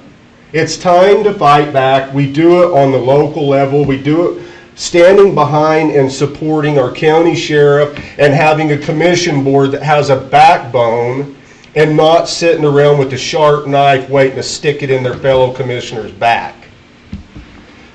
And I'll finish off this. I'm proud to say that I got an email this morning from the RNC, and they've asked me to possibly speak at the convention coming up February 23rd through the 27th about local issues, local manners. So that's a great kudos for some podunk county commissioner in New Mexico to be contacted by the Republican National Convention as a possible speaker. Extremely honored and humbled, and pray that I can continue holding the line for the people, the smallest of people.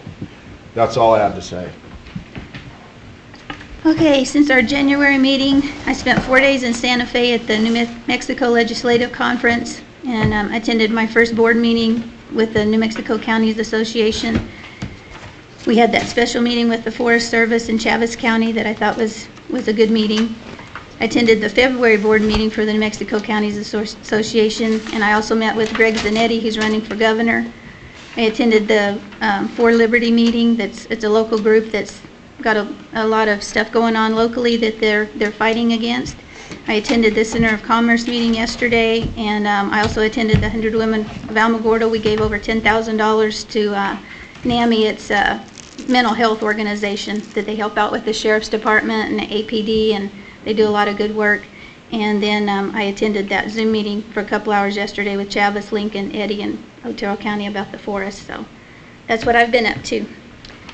Pamela, what you been doing? Well, as you all know, I was very ill in Yes, January. we're glad you're better. How are you feeling? I'm good. I'm good, but I did miss a lot of meetings. I missed conference in Santa Fe, so it was an uneventful month for me. The one meeting I did attend was my quarterly board meeting of the Southeastern New Mexico Economic Development District. I am a board member, as you elect me every year. At the last meeting, I was elected vice president of the board and of the executive committee. Congratulations. So, we'll see. There'll be a few more meetings in the next year for that, but that is pretty much all I was up to in January. Okay, well, we're to glad be you're back at feeling work. better. Yes, Yeah. we're glad you're back. And RB? As you know, I attended a conference in January, and that was there was some good training there, some good networking, good to put names to faces and get contacts that I can rely on and reach out to for questions. Then attending the meetings about the Lincoln National Forest, we discussed those. Yesterday, we had a meeting about the election audit kickoff with Dr. Shiva, New Mexico Audit Force. They've been busy building their database with which they're going to take all the data and process it and analyze it. They've got that built, and they're starting to get the data and get that process rolling. Looking at starting to get reports towards the end of March, beginning of April. On the code enforcement front, we were going to take Minix Construction to court. They'd previously been taken to court for dumping construction waste out towards Tularosa. In the process of building that case, I don't know whether they saw our code enforcement out there taking pictures or what, but the last time our guys went out there to take photos, it was all gone. It was all cleaned up. Good. So maybe some deterrence going on there. So the guys over at Code Enforcement are working on putting together some other cases for me to take to court. So we'll move forward on those when we got them ready. Other than questions, that's all I've got.